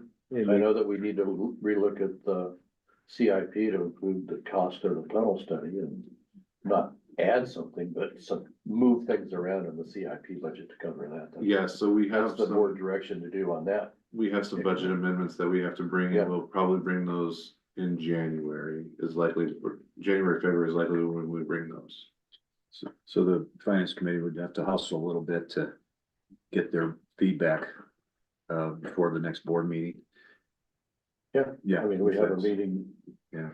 do we have two finance committee meetings before the public hearing? We don't I have thought we one do. scheduled in November, we We just don't have the have one one in scheduled for November. October. Okay, It's next week. next so week. that's what we Maybe should. what I would suggest is, especially because we're getting a little more in the substance than just requests for future agenda items. Yes, Why don't we have, if any director wants to talk about placing something on the next meeting's agenda, talk to Nick about that, okay, and then he can work with you on figuring out the best way to deal with that. thank you. How's that work? All right, yeah, cause it doesn't, I was looking, there going, wasn't an You opportunity. can still, whether it's agendized or not under the Brown Act, Uh-huh. there are a few things you can do if it's not agendized. One is refer matters to staff. Number two is briefly respond to questions from the public, just brief responses. Number three, request that certain things be placed on the future agenda. We put that on the agenda, so it's clear to the public Yeah. when we're gonna discuss it, but you can still always say, hey, can we deal with this at a future agenda meeting? Okay, so I could just send a note to Nick, say this, I want this on the agenda. Well, Yeah. I got you, we can put it on the agenda now. But yeah, I think you guys should talk though, just to make sure you're exactly clear on what that is that's gonna be teed up. Okay, Cause there will be the rate adoption okay, at whatever discretion the board sets after the 218 hearing. Right, immediately at that meeting. right, There'd be the opportunity, so it really depends on what kind of conversation is needed before that, but yeah, you can work with Nick on that. Director Saunders, did you have any input for next board meeting? Nope, everything is already set, I guess. Okay. At this point, I'll close, this current open session and adjourn to, well, open up for public comment for closed session, excuse me. Any public comment? Not seeing any. Not seeing any. Close for public comment and adjourn the closed session. Madam Michael, President? Yes, sir? On the closed session on it, there's no information and there's no notation on the agenda that there will be public comment for that section also. So I extend my complaint that the board has failed to have an adequate agenda to do anything in closed session because the public was not allowed the opportunity to notice that they have the opportunity to speak. And whoever's controlling the mics here, they keep turning our mics off even though we're not speaking, we're not interrupting. And then we have to figure out what's happening so that we have the proper opportunity to speak and correspond with the board. If I had the opportunity that I needed to raise a issue with the board, as Mr. Saunders did, as a point of order, we don't have that opportunity because whoever's controlling the mics do not allow the public to make that type of statement. Mr. Pro, did you want to make a comment for closed session? No, We don't have it, sir. I'm trying to say, if you have a notation as to what I can comment on, then I would comment on it. But I had no knowledge of it. And for you, the board president, to come along and bring things up along with other board members and maybe staff and say, well, we're giving you the opportunity now. You can't change the agenda after you have the agenda published and especially after you have the meeting in order. Noted, Mr. Pro. Thank you. Thank you, Mr. Pro. How are you chopping me off? No, we have your comment now. But you don't have a 30-second cut. Mr. Dowd, your comments have to. You're just chopping the public Your off. comments have to be related to the closed session. Are your comments about closed session or your comments about public comment? I'm not This has to be speaking to limited. council. I'm speaking to the president, sir. Yeah, but the comments for closed session have to be related to closed session. And You are haven't been recognized, incorrect. council. You are incorrect in your assessment of what the public comment notice on the agenda states. It specifically says it's for the items listed on the agenda. If you read the Brown Act, public comments for special meetings are limited to the items on the agenda. The board president has opened up public comment for the only two items on the agenda today. One for the fact mailer and now for public comment. So you're incorrect. Do you have any other comments on this actual item? If not, it's considered general public comment and is prohibited at special meeting. That is not correct, and you have not even been recognized to speak. The president didn't recognize you to speak. You interrupted me during my public comment. Thank you. Thank you for your comment. It's what you people don't tell the public. Mr. Pope, thank you very much. I did give council the opportunity to say a statement and When your did you comment. say that, sir? Well, you can't see it, because you're not in the room, but I did. I love it. No disrespect with my laughter. All right. Thank you, Mr. Probe. Journey to closed session at 1:38 PM. All right, and Michael will send you an invite to the breakout room.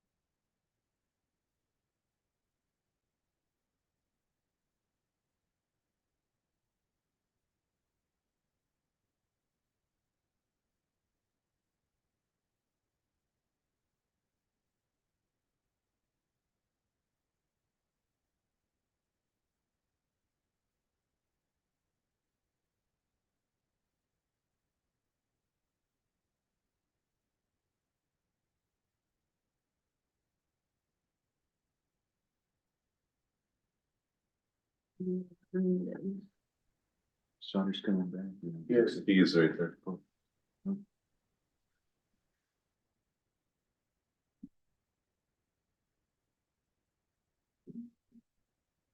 Should be good to go. It's now 2 p.m. Returning back from closed session. There's nothing to report out. Is there any closing statements by any of the board members?